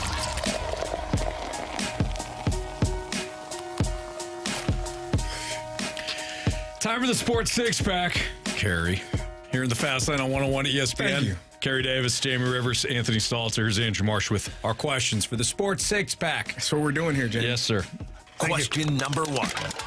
All right, hot take or hot garbage? No, I'm kidding. From the 573, should the Cardinals sign Nolan Gorman and Masyn Winn to long-term contracts now before they hit arbitration? Win, yes. But only win? Why would you be so quick on Winn? Oh, wouldn't you be? About to win Rookie of the Year. I think I need to see a little more. You probably don't need I'm not giving anybody a contract. Oh, God. Here he goes. Oh, my It's the arbitration process. You can just go through the arbitration process. I'm actually with you on this, 100%. I hate it. I know, Because Carey. You would have given Tyler O'Neill. You would have given Tyler O'Neill a long-term deal. No. You would have given all That's these not- other players a long-term That's not contract why I when you hate it, didn't Carey. have to. I don't like the arbitration process because you have to sit there and tell a player why he doesn't deserve X amount of dollars and then expect said player to come out and give him your best. Carey, I'm not talking to you as a former player. I'm talking to you right now as the Cardinals president of baseball operations. And I'm going to tell this player that you don't play well enough. That's why I'm not going to pay you as much as you want to get paid. But when you do play, I expect your best. And you don't have to sit in on the arbitration. As a player or as he said I was the GM. No, as a player, He's you the don't. president. He just called me the president of baseball operations. He just gave me that title. You've earned it, buddy. Actually have to sit there. I was trying to go back to the first part of it. Oh, sorry. As a player, you don't have to. You don't. You don't. I wouldn't. But you don't let my your agent take the beating. He'll fluff it up for me. He'll paint this picture. He will. Hey, that's why you got to pick the right agent, Anthony. Holy smokes. Yeah. What agent you got? Well, none currently, but accepting applications. I'm 100% with Anthony on this. Is from the business model, the arbitration is there for both the player and the team. So if the player exceeds expectations, the arbitration number is going to be better for the player. Yeah, he'll have to endure maybe a little bit of criticism or, how terrible he is compared to player X, Y, or Z, but that's part of the process. If I'm the team, you know what? You have to protect the organization. And if Masyn Winn has a great year this year, which he is, fantastic, show me again next year. It's just like Jake Neighbors. There's a lot of people at Jake Neighbors that were like, hey, man, they blew shit. You know what? I love Jake Neighbors. Is he the future of this franchise as far as a leader? Yeah, probably. He scored 27 goals this year that was unexpected. Future captain, what you said. I did say that. There you go. I'm not changing my mind on that. I like it. They had 27 goals, but that exceeded way more than what people thought. So is the 27 goals real? the process isn't in there with the restricted free agency. You give him his qualifying offer, and you don't pay him unrestricted money until you think that what you see is the truth. And that's why it's built in there. So I wouldn't look at extending either player. Although what has Gorman got for arbitration left? Let me look that up. I think he's got 2 more years of ARB, if I'm correct. At minimum 1. Let's see here. Jamie Rivers of the Florida Panthers. Better believe it. And the New York Islanders. I just made a decision, too, based off of your talking. I'm going to add Jake Neighbors. We're branching out to hockey now. Oh, you are? Yeah. Sorry. Jake's my guy. Is he? Yes, I deal with everything. It's an ink. And I videotaped him signing. I'm glad you... Yeah, no kidding. All right, Jamie, you ready? Yeah. He's got 4 years of arbitration. He's got 4 more, Gorman? He's still in pre-arb. Yeah, then I'm not paying him yet. Neither of those guys get an extension from me. That's my final decision. I agree. I'm done. I hate to be so cold-blooded about it, but like you don't have to win one more year. I don't think you feel bad at all. I guess we're just handing out contracts. No, one actually, good year. Actually, Yeah, we're cool. not. It's not even a full year yet. We're not. I said one more year after this one. That'd be 2, Anthony. Carey, you're a little too eager. Year and a half. A little too eager. 2 years. 2. You're a little Two's too the number. excited over there. You can tell. Oh, can I ever? Congratulations. Marsh, Question number 2. You know, I mean, you just got to fire it, Marsh. Yeah, I know, but well then said. I have to wait another 5 minutes. That's boy. I might be over-exaggerating. No, that's a good call. From the 314. Shut up, you guys. If you could have any 2 celebrities do the Cardinals broadcast for a game, who would it be? This texter says, mine would be Morgan Freeman and Shane Gillis. Oh, wow. Any 2 random celebrities in ever? Like, For the Cardinals? anywhere? Ever, Bob. For the I'm well, it's such gotta a be. fan of Kevin Harlan. I would just love to hear him do it. I thought you were going to say Kevin Hart. Non-broadcast. I know. That's, Anthony, try to play the game a little bit. Well, you were talking about him earlier. How about The Rock and Kevin Hart? sure. Yeah. I don't know. I think 9 innings of Kevin Hart would get annoying. You think so? Yeah. What a about little Snoop bit. Dogg? Yeah. But we've already gotten that. Not for a Cardinals game. let's do Will The Ferrell. fact that they don't know anything or anything, any of these. Yeah, number 28. Who's that guy? Hey, he's good hit. Snoop would be Good great. play by him. Snoop What was would be third great. base. I think a prime Jim Carrey would be funny because he does a lot of impersonations too. Be kind of fun to have Yeah, him that's a good fly call. off the hook a little bit. Anybody who's really good at like improv would be hilarious to just kind of. Will Ferrell would be awesome. He would be, yes. But I think the best, if we can include like people on the field too, you know, for the broadcast, I'm gonna go with the mother loving fast lane. Oh, whoa, let's do it. Wow. What role are we all having though? Because Marsh is already a play-by-play guy, so Marsh can be play-by-play. Okay. Jamie, you're already an analyst, so you could be an analyst. Okay. And then CD and I will be on the field. Field reporters. Field reporters. One with the exactly. visiting team, one with the home That's team. correct. Sounds like a plan. Yeah. Maybe one of you works your way out And to the Carey, bullpen. Carey has experience. I have done sideline reporting. Sideline reporting. That's right. Not a hard thing for me. No. There you go. Right back at it. Very natural. Yeah, very. All right. Sounds like this could happen. I mean, it sounds like it should happen. Well, the Duets love us. They'll call us for sure. Oh, yeah. They definitely love us. Respect the crap out of us. Simulcast. Yeah, that would be awesome. That would be awesome. But we'd have to get clearance to talk to the players if we're going to have field reporters. Well, no, we don't. That makes it even better. The hell you talking about? Sir, Random that's a black library guy card. on the field. How'd you get down here? Don't worry about it. It's Don't worry clear. about It's fine. Call Mo. He's okay with it. Yeah. It's fine. Be good. That's funny. Question number 3.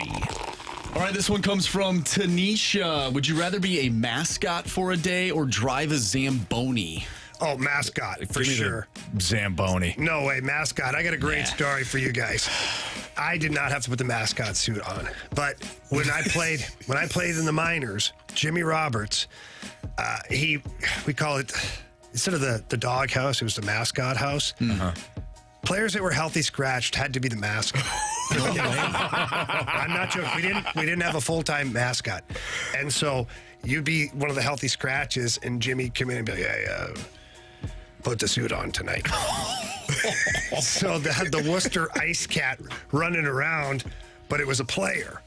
And it was hilarious because at first, like the guy, it's pretty much the same guys all the time because, they're not great or they're not in the plans. Let's just put it that way. Sure. Hey, we think you're a way better mascot than player, so we need to suit up tonight. Pretty much. Your role is pretty evident with this club. The TSN turning point for these guys is when they realize that nobody knows who's in the mascot suit. Oh, wow. Because at first they're kind of like, you see everybody and you're like, and those guys you can see they're kind of like nervous or like, 4 or 5 games in, you should have seen the stuff they were doing. Got to the point where Jimmy's like, all right, we're done with the mascot thing. You gotta get everybody fired. Exactly. You don't want me to play, huh? So I've driven a Zamboni. It's fun. Yeah. It's fun. But I would love to be Fred Bird for a game and running around the stadium, being able to do pretty much anything you want with anonymity. Within reason. For the most Within reason. For the most part. Jimmy. I'm not going to. But even if you got arrested, it'd be a fun part to be like, oh, it's just a bit. Yeah. Why don't we just leave it as, I'm not gonna. All right? How about we just leave it as that? Whatever. I'd rather drive the Zamboni. You've been trying to get that done. Jamie, can we get this done for him, please? That was my dream job growing up. Like, seriously, he's mentioned this multiple times. What we need to do is... Can we get him on the Zamboni? When camp season ends... Yeah. Okay, I'm making a promise on the air right now. Because Synergy Hockey, we own the Mills. Yeah. We can make things happen. Okay. So... when camp season ends, we're all going to get together at like noon one day and meet at the Mills ice rink. And we're all going to put the gear on. We'll have some fun. Carey, you can play goalie or play out, whatever you want to do.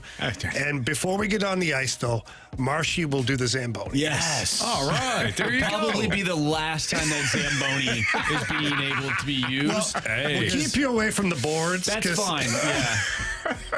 You know, Marsh, dream realized. It hasn't come true yet. You got to dream big, man. Realized. The closest I've got to be a Zamboni driver was in NHL 2K7. They had the option to be the Zamboni driver in between periods, and you just kind of went everywhere, and it was like a percentage of how much ice that you actually cleaned. Whole ice was cleaned after that. Some would say you have been training. He's been preparing for this we'll call it the simulator. Yeah. Now, Scott Rizzuto from the Riz Show has entered the chat. All right. And Riz says, can I do a lap on the Zamboni too? That's on my bucket list. So I'll tell you what we'll do. Let's race. Come on. You know we can do that day? Let's race. No, hang on. This sets up perfect. And we might actually get a video team out there that likes us because the Riz Show will be there. Yeah. We can all put hockey skates on, kind of play a little cross-ice game against each other just for fun. I like that. Riz and Marshy can take turns driving the Zamboni. There you go. You've seen the video. Scott Rizzuto's played goalie before, so I'm sure he'll be fine putting the pads back on again. Sure. Carey, you want to do it too? I do. Yeah. I do. I'm in. I'd have fun. I have Moon plays hockey. Marshy plays hockey. King Scott, no idea. Learn, no idea. That's all right. Rafe, no idea. We've never played hockey. Never. I have be one fun. request. What's when that? I am driving said Zamboni, I need the music playing in the background of the song. Yeah, I want to drive the Zamboni. I want to hear that. All right, the Zamboni. Marsh, Yes. I feel like you're starting to make one too many requests. Kind of like you with Anthony Beck when we had him on. I feel you know. I was smart. I was smart. I said, hey, can I call plays? Like, listen, we'll get you on the field, but you're not going to call plays. That's how much Anthony Beck didn't want you to make a play. They lost. They lost because of me, yeah. We got an update from Scott Rizzuto. Apparently, he says he will never get in goalie gear again. Really? Well, Yeah. the last time he did, Jamie took slap shots at him. Oh, no. Yeah. And that is also... Doesn't protect you as much as it looks, huh? Oh, put it on, Carey. We'll find out. Oh, man. You know, that's how I got playing football. My coach said, he's got all these pads on. He's protected. He's fine. I was like, okay. Got all these pads on. It's a lot of protection. It's safe. No, it's not.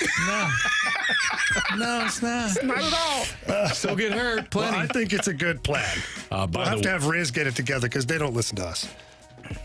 No. No. Are you talking about like the powers that be? No, the powers, the video team. Riz, absolutely. Riz picks up the phone and 30-second phone call. Yeah, Mr. Riz. Riz, where do you need us? Yeah. It's like the bat phone. Yep. Oh, yeah. By the way, the reason why I didn't choose the mascot is because the Hershey Bear still is hurting after what Jamie did to him. So I refuse to be the mascot. What did I don't know that story. No. I'll tell it quick because we're up against it here. I was playing the minors, and the old Hershey barn, they had a Hershey Bear that would skate out on the ice before each period before the game, and he'd stand at center ice and make like gestures, and, and like turn around and like shake his butt and like whatever. It is bear stuff. It's like mascot funny stuff. Well, we were down in the game, and I said to the guys, if that damn bear goes to center ice, I'm gonna run him. I'm gonna hit him. The guy's like, okay, whatever. The bear came out, and I saw that bear skating around. And I'm like, don't you stop. If you stop at center ice, stopped at center ice, start waving his arm. I took 2 hard strides and drilled the bear. Oh, my God. Crushed the bear. The bear went flying. The head went flying into the corner. It really was a horrible scene. It really was. In the moment, I wasn't thinking at all. Frustration. Until I saw the horrified look on children's faces. And I looked over at my bench, and Jimmy Roberts, who nothing shocks him, he had half of his chew hanging out of his mouth, looking at me like, what have I got here?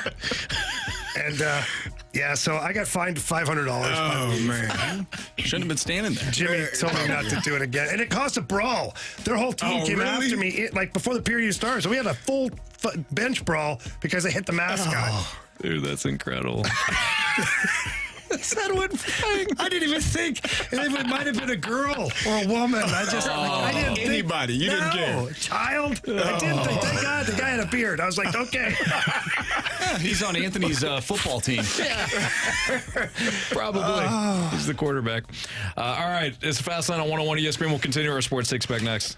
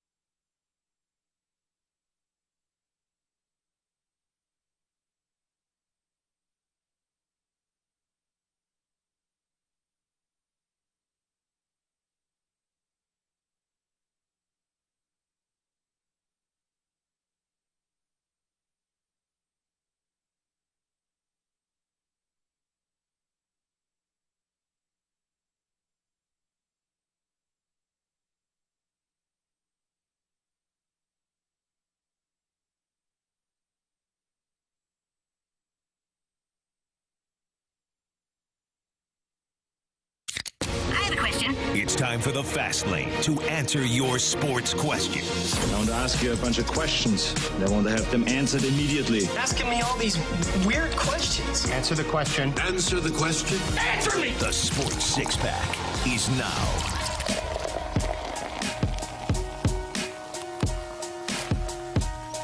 The Hershey Bear conversation continued into the break here. Carey, can you? That is a really funny text. Can you read it? It's a valid point. From the 314, it says, imagine the mascot's version when he tells that story. I'm getting the crowd hyped up, and this jerk Jamie Rivers floors me and knocks my head off. Like, you're just at work minding your business, doing your damn job, and some guy takes a run at you, and you don't even see it. That's correct. He should have saw it. Ow. It wasn't from behind. Oh, man. I need the mascot's version. I need to hear that story. The more I think about it, the more like I remember, and I just told you guys, he kind of went sliding towards the boards and the head went into the corner, and then he like looked back and like just horrified about like what just happened, and I was standing there like not over him but kind of, you know, and he looked up at me like, sir, you need help. Then this guy, Mark Friedman, one of the Hershey Bear players, comes over and like pops me in the side of the head with a glove on. Then all hell broke loose after that. That's hilarious. Oh, my goodness. Wow. You're welcome, Jimmy. That was Question number 4. Half a chew hanging out, just disgusted with me. What did you do? I'm just picturing a kid. No, Mommy! Mom! The Hershey Bear's head fell off. You have... That man hit him. I had to write an apology letter to the league. I did. Who wrote it for you, Karen? I wish. Jamie, I am so sorry. Go ahead. Oh, ready? Okay. Sorry. From the 636, a friend of mine says there is no such thing as a clutch player. Your thoughts? If you disagree, what causes someone to be clutch? I definitely disagree. Covered this earlier. I don't. Has your friend not watched sports? Like, because there are clutch moments, and then there are non-clutch moments where a guy or a gal should show up and they don't. I think just what makes you clutch is your ability to not waver in those moments, to no matter how big the situation is, whether it's the bottom of the ninth, the last second of the fourth quarter, overtime in hockey, like you're not worried about the moment. You're so dialed into your task that you're going to have success. And and there are some people that are able to do it, and then there are some people that are not. Yeah, Anthony said it best. There's people that rise to the moment or shrink. Yeah. And it's true. I've witnessed it with my own eyes, even playing with, unreal hockey players that can't get it done. Yeah. And then I've played with other unreal hockey players that carry the team on their back. Yep. And it's just, I don't know exactly what it is. If you could bottle it, everybody would be clutch, but you can't. That's what makes it unique. How many stories have you told us about Holly and Gretzky? You're telling them walking down the hallway today. There's a difference, man. There is. It's a difference with those guys. Go ahead, Marsh. Question number 5. All right, this one will be quick. This is from the 314. It says, Marsh, does Damian Priest drop the World Heavyweight Championship at Clash at the Castle tomorrow? I think he does, because the Judgment Day is in disarray right now, and you have Drew McIntyre in his homeland of Scotland. He's going to take the title, and then he's going to lose later to CM Punk. That fight or that matchup. CM Punk is back? CM Punk? Yeah. Well, not yet. Yeah. He is... on his way? He's on his way. Back. That MMA thing didn't work out very good for him. He finished third in a couple of fights. There's only 2 people in the ring. That's how bad it was. I guess the ref is in there. Wow. Question number 6. All right, from the 417, I don't know why this is directed at me, but it says, so Marshy did that, and that is all capitalized, look like a bad baseball team today. Ignore the wind, keeping Wisdom's fly ball off the rooftops. LOL. No, I thought they looked fine. What did you fast lane fine? No, they won the game. They look great. Great pitching. Are they at 500 now? Yeah. A couple of big catches. Yeah. That's great. Huge home run. Yeah. Are we at 500 now? No. Well, I think we are officially at 500. Yeah. We are. Yeah. 33 and let's hold on, boys. Let's check the standings 34. Now. Yeah, 34 and 34. Yep. Wow. Minus 35 run differential. Well, don't worry about those. But second numbers. Place. Yeah, only 6 games back of Milwaukee. And sitting comfortably all by ourselves right now in that third wild card spot. And Milwaukee and Cincinnati play each other, so they're going to be beating each other up all weekend while we're beating up the Cubs. Mm-hmm. No. Let's beat them up like the Hershey Bear. Yeah, Jamie. Guys, it's getting worse by the minute. Somebody did say, in Jamie's defense, he probably thought the Bear was a healthy scratch for the other team. And not a minimum wage teenager just trying to make some gas money. Poor SOB. Isn't it like a school to be a mascot? Yeah, probably. There might be. Absolutely. Yeah. I'm sure there's mascot school. So we used to have, Illinois used to have Chief Alina. We no longer have the chief. And the chief, we didn't. There was a guy that was in our training room one day, and we didn't know who he was. Like, who the hell is this? He's like, I'm the chief. He's like, let me open this door for you, sir. Here, you sit down. You get your treatment. We don't want to enter. We need you. Yeah, we need you. That's amazing. Yeah. All right. What is the current narrative surrounding the 2024 Cardinals? There's a MLB.com article out. 5 fascinating narratives in baseball right now, and we thought we can kind of piggyback off it by talking about the current narrative surrounding this Cardinals team. That's next on 101 ESPN.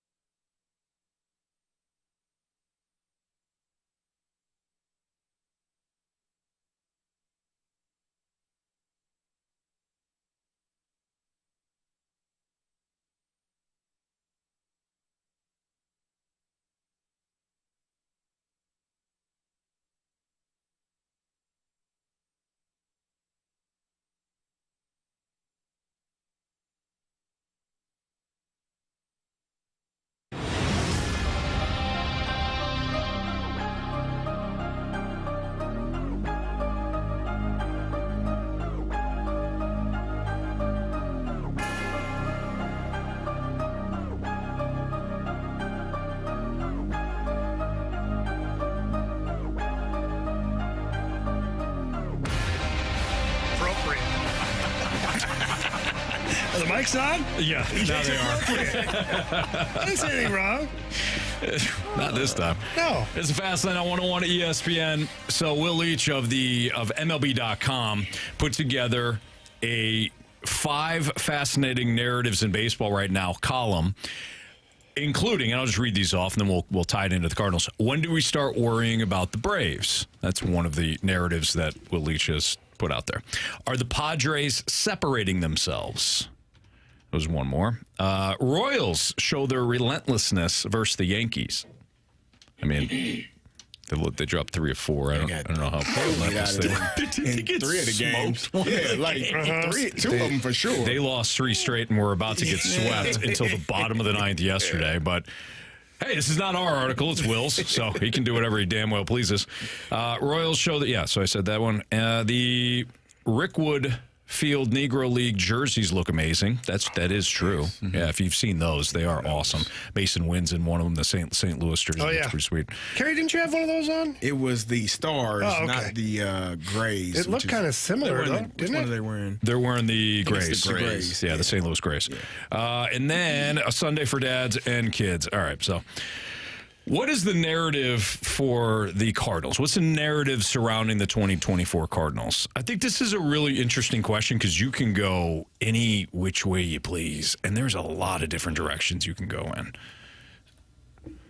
What's your narrative? What? Look at that stupid grin that he had on his face. He's got a smirk. I don't know if I want to go to him first. Marsh, why don't you go ahead? You don't want to hear what he I want him to think about for the entire segment. You know when they didn't say anything. You know the people that said, "Hey, if you're ever angry at somebody, you're like really angry, write them a letter and then like don't put it into your don't hit send. Exactly. Just wait and then 24 hours later, look at it again and see if you still feel the same way.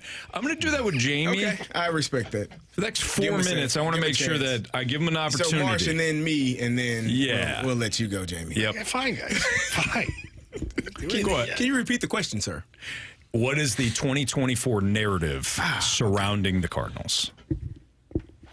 Marsh, go. Things feel different, yet feel the same.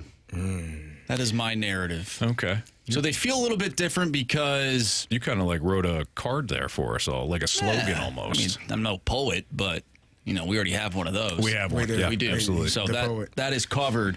However, I do feel like there's been struggles. We're almost seeing the same type of season play out, except for now it's starting to be a little bit different. The Cardinals are at 500 right now. At this point in the season, we couldn't say the same thing last year, but they did struggle out the gate. They found their footing in May, we saw that last year. Mm-hmm. Last year, though, the pitching was the problem, and the offense was somewhat there. This year, the pitching has not necessarily been the problem. However, the offense is still somewhat there. So it feels different, but it also feels somewhat of the same. All right. I like that one. I mean, that kind of is inconsistent is essentially, I think, what Marcia is saying. With hopes of great things on the horizon. There is a little bit more hope with this club than there was last season, for sure. You believe that? No? Maybe? A little bit? Who are you? This is your opinion, Carey. You don't need his approval. I'm just asking. I don't. Do you really believe that, or are you just kind of playing the game? We're sitting at 500 right now. I feel a little bit better now than, like Marcia said, this time last year, but not really that much better because you're still 6 games back in the division. I would love. I mean, absolutely love. This is just me. I think I would love for them to be leading the division. I know that's a strange thought to have. I think you're asking for a lot. It might be a lot, but I would love for that to be the case for the St. Louis Cardinals, which would more than likely require you to be above 500. You start there. You got to get to 500, which we did today, and now we're working our way up, Jamie. And so, this Cardinals team is I don't know. Cloudy with a slight chance of meatballs is what just came to my mind. Wow. All right. It's cloudy, but maybe it'll just start raining meatballs and you'll be excited, right? Yeah. Oh, yeah. I think you're right. Sounds exciting. Yeah, it absolutely does. Yeah, I like meatballs. So. There you go. Yeah. Hey, that was a good documentary. It was a very good documentary. Children's doc. Yeah, there was right. Yep. All right, Jamie. Go for it, pal. This Cardinals season for me, this team. Yeah. It's like trying to make a baby, but you can't finish the race. There's no finish line. So it's fine. It's good. Sometimes really good. But no championship is coming our way. You're not getting the big finish, Anthony. That's what this season is. But you have a lot of fun. It's fine. Never 500. It's fine. Even sometimes great, Carey. But never great enough. Never? Nope, no finish line. So it kind of feels pointless. You know what I'm saying? After a while, it feels pointless. Does it? Yeah. You know. It does. Yeah. I haven't made that. Okay. you gave him time.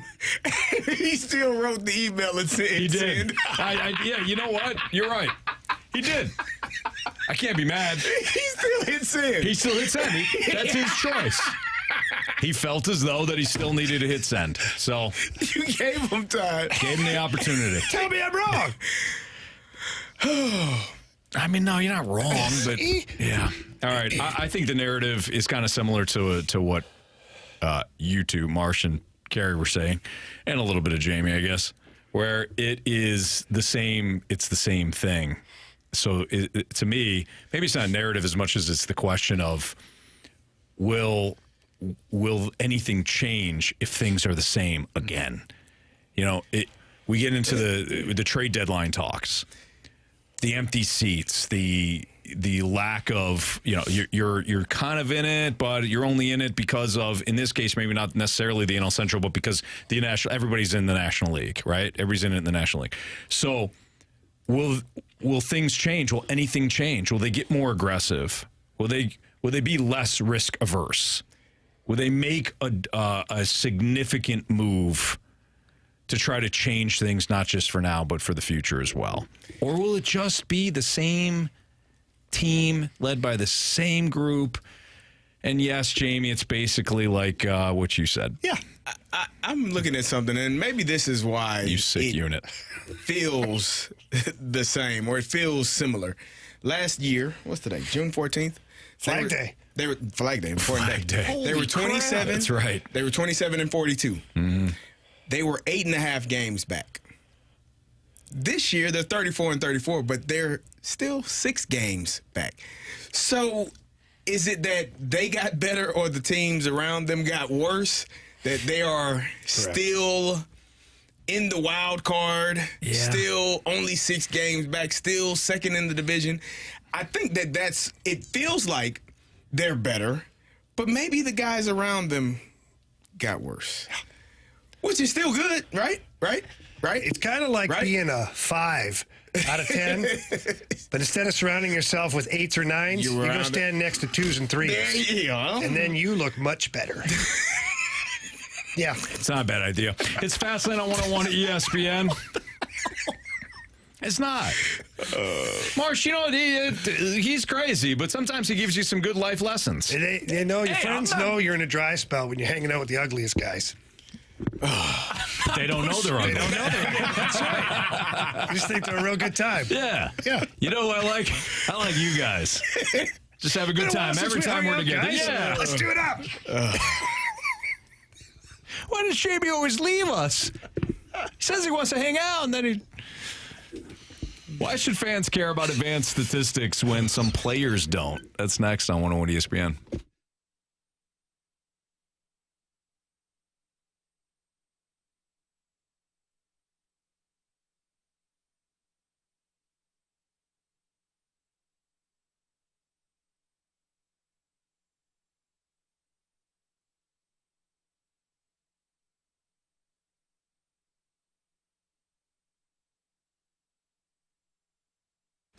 Hey, when it comes to upgrading the look and feel of your home, why don't you change out your doors? If you're dealing with old doors, whether it's interior doors, exterior doors, maybe it's your garage door that needs a facelift, call my friends at Mosby Building Arts. They're incredible. 314-909-1800, and now's the perfect time to call Mosby Building Arts to get your new doors because they got their Doors Now Pay Later program. It's 5% off or no payments for 1 full year. Think about not having any payments for a full year, and you still get the upgrade when it comes to your exterior or interior doors. And when we're talking about doors and their doors now, pay later promotion, it could be on exterior, interior, or the garage door. And front doors, it can be made from a variety of materials, including wood and fiberglass, steel, aluminum. Each material offers different advantages in terms of durability, installation, aesthetics. The garage doors can be customized to match the style of the home and complement its exterior design. Interior-wise, again, same thing. You can install energy-efficient front doors that helps keep the cold air in during the summers. Of course, the warm air in during the wintertime. But going with Mosby, they're fantastic. They'll have somebody come out, interior designer, make sure that everything is done correctly, done right the first time. You'll know what the project is going to cost you up front, and there's no hidden fees or anything like that, and you're going to work with the absolute best. They're professionals. It's Mosby Building Arts, the right remodeling company.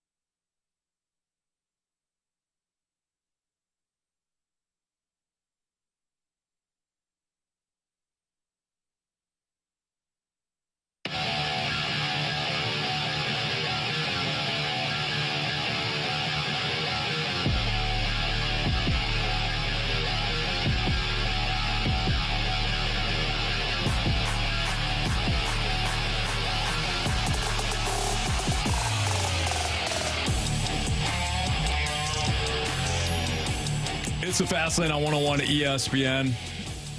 So Emily Agard of Sportsnet put the Blue Jays to the test on their knowledge of different baseball acronyms.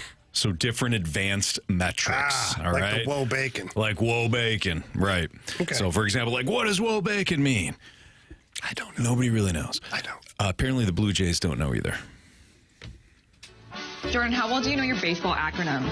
I think pretty well. Let's test a few out. Can you tell me what WHIP stands for? Walks, hits per inning. What about WAR? Wins above replacement. 2 for 2. BK. Walks the case. Balls, it's like a strike.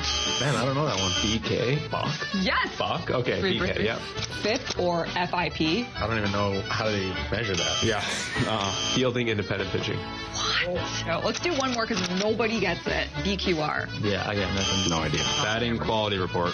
No idea. I don't think this is a pitching stat. No, I don't know. Bequeathed runners tallies the number of runners left on base when a pitcher exits the game. Okay, yeah, that's interesting. He's like, no, not really. He's like, move on. Next one. Bequeathed runners, all right. All right. Now what do you think?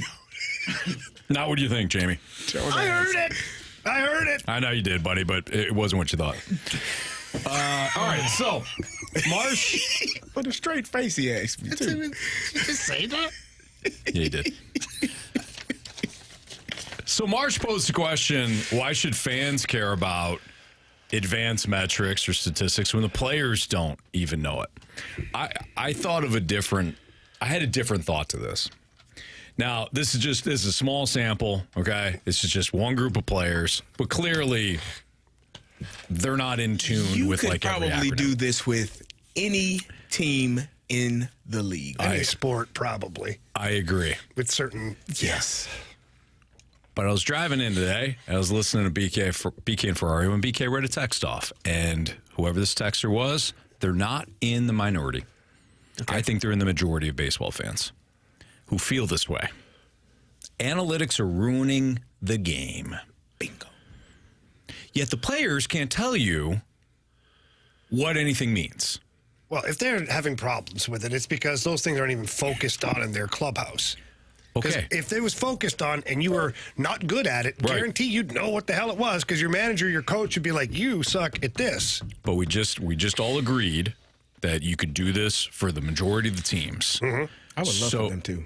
So do the players actually buy into the analytics and that's what's ruining the game?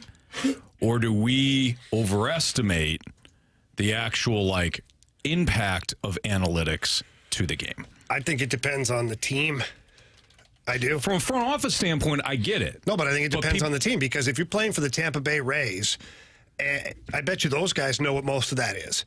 Because that team is driven by analytics. But are they driven on the field by analytics or off the field by analytics? Because I think this is, Jamie, where they go hand in hand with a team confusion. like that. Because if I'm the manager, if I'm the coach of a team, the Tampa Bay Rays, the front office is telling me we're going to be very analytically driven. Sure. I'm going to know I know all about the analytics.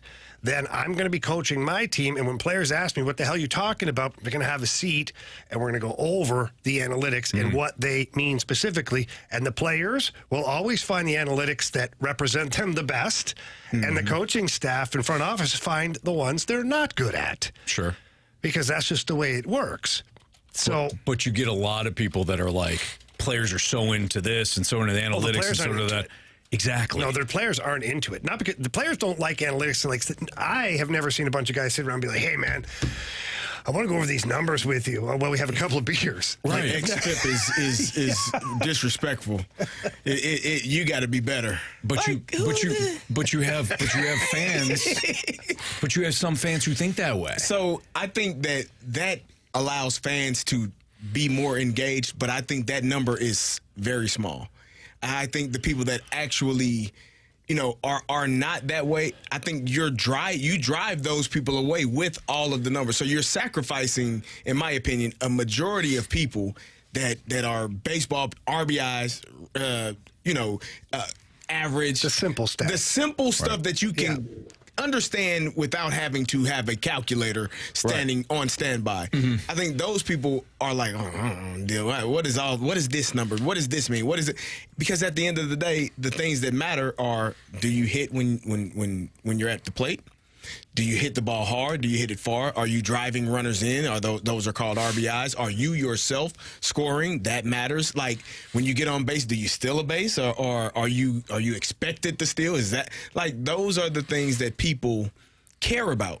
And the other numbers, if the professional players that are being gauged by these numbers don't even know what the hell it means, then why would fans be so in tuned into what they mean and how important they are? So Willie in the Snake Pit brings up a really good point here, and this is something to your question or your comment, Anthony, about do the players really care? Well, Willie says launch angle sure has impacted the players. Okay, I saw that comment from Willie too. And you look at a guy like Jordan Walker, just him alone, and he got in his own dome about launch angle because everybody's focusing on it. So there was an impact on Jordan Walker, and now there's a narrative about Jordan Walker because of a stat. But what I'm saying is, again, let's go back to what I said. I said that there are some fans that feel as though that analytics are ruining the game, that the players are so involved in analytics that is ruining the game. In my That's opinion, incorrect. are not. I agree with that. The front offices. Exactly. But by default, then the players sometimes because have now to be they worried. have to, yes. Because the front office is holding them accountable to a stat. Because, go ahead, I'm sorry. So what Willie brought up about the launch angle and stuff, okay? Let's go back to how we've all heard this. The players they're so worried about launch angle because they're trying to hit home runs. They don't give a crap about launch angle. Do you know why they're trying to hit home runs? Because you get paid. Correct. Yeah, but there is a big discussion about launch angle. Among who, though? Well, we're not in the clubhouse, so it's tough to say. Like, I can't tell you what the major league players are talking about. I can't. I guarantee some of them are talking about launch angle. I'm just trying to make the point, exit velo. I think that some fans feel as though that players and teams all get around and they all nerd out all these numbers and it's ruining the game. No. It's just information. Yeah. But we've gone so far over the top, especially in baseball, with the amount of numbers that we present people and all. I hope that I hope the broadcast stops with it. I do. You sit there and watch a Sunday night baseball game, and they're talking about like when Nolan Gorman really hit. Force feed. Holy crap! Yeah, they don't realize they think they're educating the fans, not realizing the fans don't want it. Some of it's just too in the weeds. Yes. You can't pay attention. It's almost a disruption to the game because you're trying to process what the hell they're trying to tell you. I agree. But you can tell that the networks are trying to put an emphasis on it. Stop. Tell a story. Yeah. That's gonna engage your listener and your viewer way more than, the exit velo on this. Because people are to the point. Look at Carey, for example. Carey's a perfect example of this. Carey's done with it. He's tired of it. Yeah. Don't care. I don't either. I don't care. I know what a lot of it means. I know what some of it means.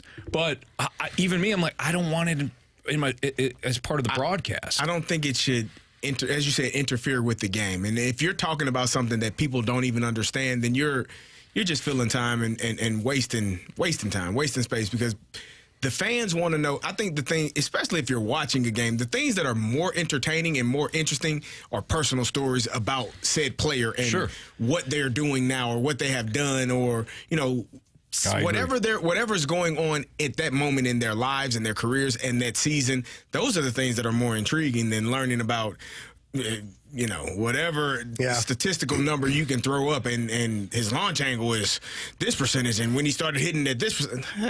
Right. Too many numbers kind of, I think, throws people off and pushes people away. It does. And so I'll say this to kind of put a bow on the conversation is having done the analyst job for 1 year now, you weave your way in and out of certain stats because the information is readily available there.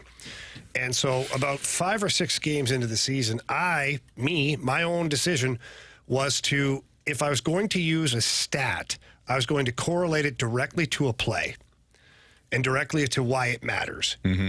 And most of the the deep in the weeds stats, they don't do that. They're a piece of what might have linked you to a certain play or a certain situation, but they're not the main reason. Right. So to every situation, there's a main stat or two that you can use to accompany video and educate the viewer on why that stat's important and why it either helped or hurt this player or the team in a certain situation. Sure. But that was just my personal decision in doing. That's my style of broadcasting. Right. Well, I so people, that style. I'm sure some people like it, and I'm sure some people hate it. Sure. All right, it's Fast Lane on 101 at ESPN. We've got biggest question of the day next.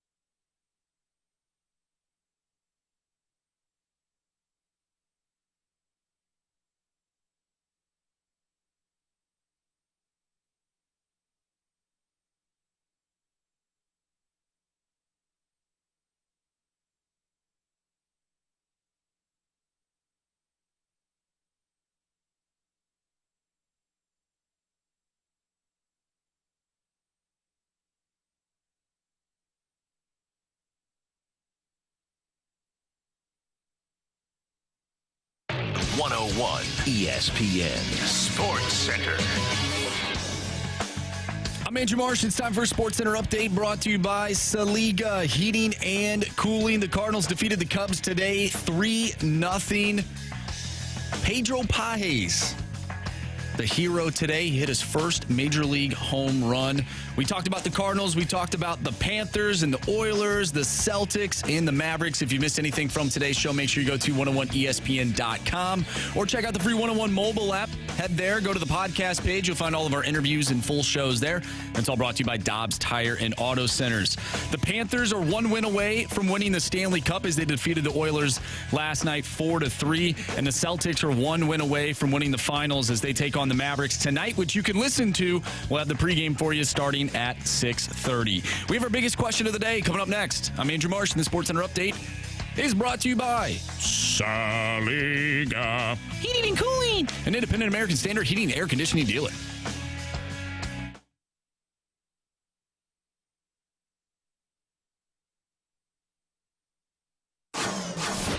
It's time for the Fast Lane's biggest question of the day.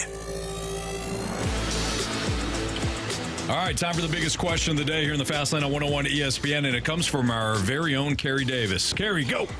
Well, there was an article written by Katie Winn. They were talking to John Mozeliak, and basically my question is, if the Cardinals get completely healthy, meaning all the players that are on IL right now come back healthy, is that enough for a playoff push for this team? Or do they need to go outside and find other options? So let's go over that, right? You got Tommy Edman. You've got Wilson Contreras. Lars Nootbaar.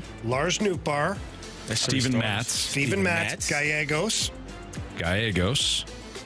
Is that sufficient? So because that adds depth, and now your bench is better if those guys are playing every day. Well, your bench becomes. I mean, it depends on who's playing. Siani, who is? I mean, because Tommy Edman, you'd think he's going back to center field. So Siani is a bat off the bench. Not great. Herrera is a bat off the bench. That's fine. That's a good one. Contreras back into your lineup is a huge boost. Correct. I still think you need. So maybe you don't need to add that bat that John Mozeliak was talking about, that right-handed center fielder. I bet you do. I would love to. Can we? Harrison Bader. No, not that. Juan Soto. Have you ever heard of him? Oh, God. He's a Yankee now. Harry, we had our chance. No. You said this is my. I'm the president of baseball operations. Remember you told me earlier. Yeah, but I don't think you anoint him. You hired me. I tell you what I want, and you poo-poo. What is this? Wait a minute. Is that Brandon, like the Brandon in the snake pit? That's not our. It's a different Brandon. I was about to say, because Brandon in the snake pit goes, no one cares about Matt. No, I was not about Brandon. to. That's DAN, our Brandon. I was going to be like, oh, look who's being negative now. Wrong Brandon. That's Brandon. Yeah, I thought you were going to Brandon. defend Steven Matz. No. That's right. A little bit flexed. No, not Jamie. I mean, not one bit on that one. I think the Cardinals' focus has to be on another rotation arm. Yeah. And I do think that that's enough positionally to make them competitive to win the Central. I'm not going to go farther than that. I'm with you on that. I can't go further than that. I would like to see it. Just to prove you guys wrong. So as always with the Cardinals, there's a bunch of ifs, right? If Miles Michaelis continues to pitch like he has, right? If Kyle Gibson continues to pitch, equal. All things are. I mean, hitting as on all is, cylinders. Then I think you have enough to win the NL Central. You get Tommy Edman back; he's your starting center fielder. You get Lars Nootbaar back; he's your starting right fielder. You get Brendan Donovan in left field. Your DH is now Alec Burleson. Okay, so let's go over this. Your team is better at that point. So let's expand the conversation just for a second. The outfield alone, once you get everybody healthy, is Carlson, Edman, Burleson, Donovan, Siani, and Nootbaar. Did I miss anybody? And I will put Jordan Walker on there. Let's put a little asterisk down here. We'll go Walker. So that bumps somebody else off if he's playing well. So that's 6 outfielders. You know the team's not carrying 6. No. Correct. So when the music stops, who doesn't have a chair? Is it Carlson and Siani? Michael Siani. Because unfortunately, but what if Tommy Edman gets hurt? Well, then you bring him back. Then you bring him back up. Yeah, Okay. I agree. Yeah, Right. I think Siani's safe because nobody else. They don't like Dylan Carlson playing center field. You think Siani stays and Dylan Carlson goes? If Tommy Edman is back, Carlson is going to be here. That's what I'm saying. But then somebody else has to go. Well, Siani. So Siani, but you're probably going to get rid of 2 guys. You're only going to carry 4 outfielders, right? Or you're going to carry 5. You put You can Burley, carry make 5. Burley the DH. So take him off. All right. So Burley and Siani. So then what does your starting outfield look like then? If you have everybody's healthy, everybody's ready to go, what does your outfield look like? What you believe to be the best outfield you can put out there? Lars Nootbaar in right. Lars and right, Tommy Edman in center. and Donovan in left. Yeah, I agree. Yeah. I agree that that's your best. Of Jordan Walker. Because if he's up, he's starting in right field every day. He is, but then that means And you then have that to means- put a more consistent bat per se on the bench. Then that would be Lars, probably Lars. I would not. Brendan Donovan playing every day. He's going if he's batting 8th, and you got Tommy Edman batting 9th. I'm. You're good with that? Be Anthony, Lars. I know Yeah. we just talked about analytics and stuff. Is there a stat that defines whether a batter is more difficult at the plate than another? Like, not just a quality at bat, because I call Brendan Donovan the most annoying batter in the league because he runs the pitch count up every time. It's 0-2. All of a sudden, it's a full count, and then there's 4 foul balls. Right. Is he a more difficult guy to get out than Lars Nootbaar? There's a stat for how many pitches a player sees in a given at bat. I'm just wondering what It's kind of of a value loose that translation of what you're talking about. Yeah. I mean, it all depends, right? I understand what you're saying. He's more difficult to get out and all that. Brendan Donovan is comfortable hitting with 2 strikes. Not all hitters are comfortable hitting with 2 strikes. So it just depends on how you want to value that. You know what I mean? Yeah. So. Just curious because It's an when you're interesting starting question. to put your outfield together, and if Yeah. Jordan Walker is a guy that you're like, hey, he's in, Could be one of then the who's determining out? factors. Yeah, I hear you. I think that's a great problem to have because now your bench, which we've been talking about how much it's struggling, your bench is better. If Lars Nootbaar is a bat off the bench, if Brendan Donovan is a bat off the bench, I don't think Jordan Walker is going to come up and be on the bench. I think he's going to be starting. Or maybe he's a big bat off the bench. You never know. Like, come down the stretch when Memphis, there comes a point where if your team's in contention, it's better to have the player here, where you can practice and work with the team and everything, and be a bat. But I think he needs. We saw that last year with Alec Burleson not getting the everyday reps.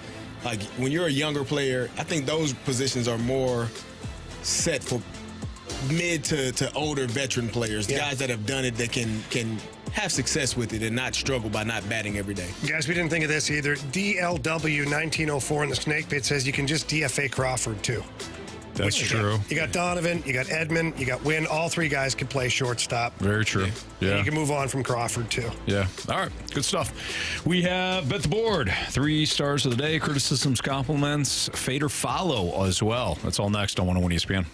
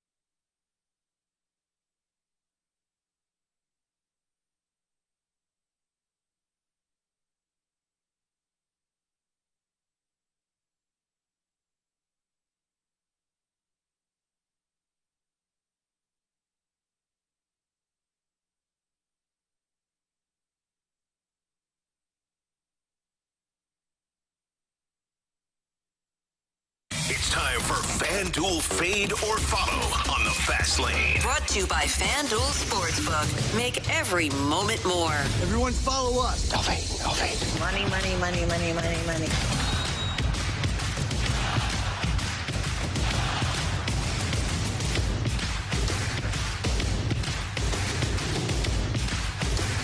If you missed anything from today's show, you can always download the podcast available at 101ESPN.com or on your 101 ESPN mobile app. All brought to you by Dobbs Tire and Auto Centers. Time to play Fade or Follow. This is where our contestant, who's Donnie today. Welcome, Donnie.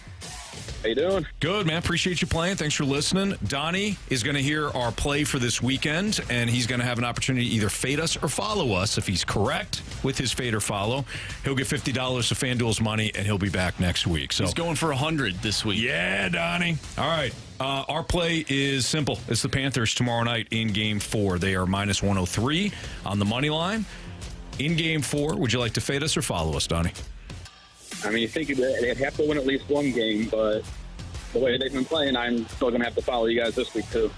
All right, so the Panthers. You got the Panthers tomorrow night. Sound good? Absolutely.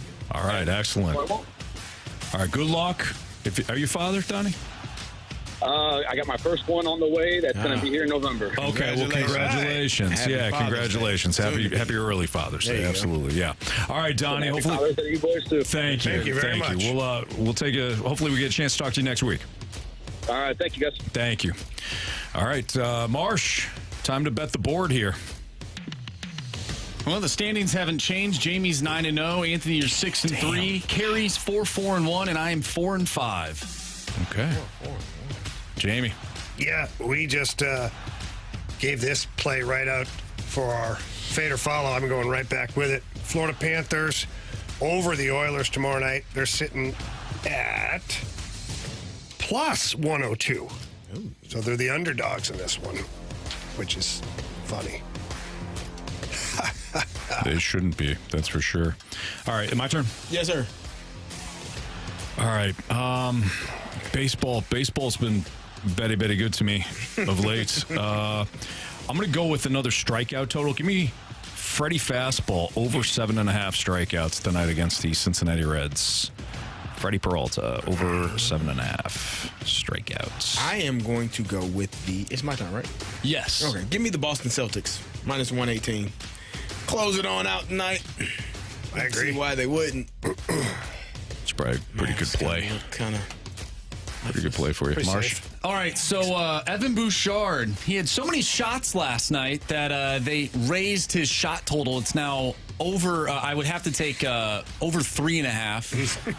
I'm sure he could get there, but maybe he doesn't. I'm actually going to go with this weird save prop. It's Sergei Bobrovsky to save his first 10 shots that he faces. It's at minus 115. That's a good play. So as long as he doesn't give up a goal within his first 15 shots? 10 shots? That's a really good prop bet. I don't know where you found that. Which shady website you found that? I found it on All right, FanDuel.com. All right, Marsh, what do you got for criticisms and compliments? Just a ton of happy Father's Day, boys. Happy Father's Day to everyone. everyone. Happy Father's Day to everyone. Hey, celebrate your dad, all right? You know? Do it. Absolutely. Or a guardian within your life. You know, somebody that's made a huge difference. Dad. Absolutely. Tell them how much you love them. Celebrate me, damn it. It's one day. All right, Marsh. Let's do our 3 stars of the day. We're running out of time here on this fantastic Friday. But not in life. No, not in life. Absolutely not. Our 3rd star of the day is going to go to Pedro Pages for his first home run. Peter Pages. Way to go, kid. How about that? Our 2nd star of the day goes to Jamie's creative mind. All right. Thank you. Okay. Yeah. Beautiful mind. Thank you, Carey. Beautiful Well mind. said. Sure. Like yours better. I like that. Now, if his mind was around, never mind. Okay. Our 1st star of the day, I hate to do it. He beat me. Tony. Tony. Yeah. Wow, Tony. It's on you, Anthony. It's on me. The Tony versus Tony showdown. Tony on Tony. Monday. Yeah. Be there, 4 o'clock. Hey, I'll take it. Okay. I'm ready. I'm ready for that save opportunity. You're a good team guy. Waiting on it. Thank you. It's all on you. It's my first save of the year, I think. Yeah. And I look forward to it. No pressure. You're fine. You're going to be great. Hey, everybody, again, happy Father's Day. Enjoy the weekend. Thank you so much for listening throughout the course of the week. Thanks for watching via the Snake Pit, the Air Alliance Team YouTube channel at 101ESPN.com. We have Mavericks Celtics pregame at 6:30 tonight. Instant replay from 6 to 6:30, and the game Mavericks and Celtics as Jason Tatum and company look to close it out. For Andrew Marsh, for Carey Davis, for Jamie Rivers, I'm Anthony Stalter. See ya.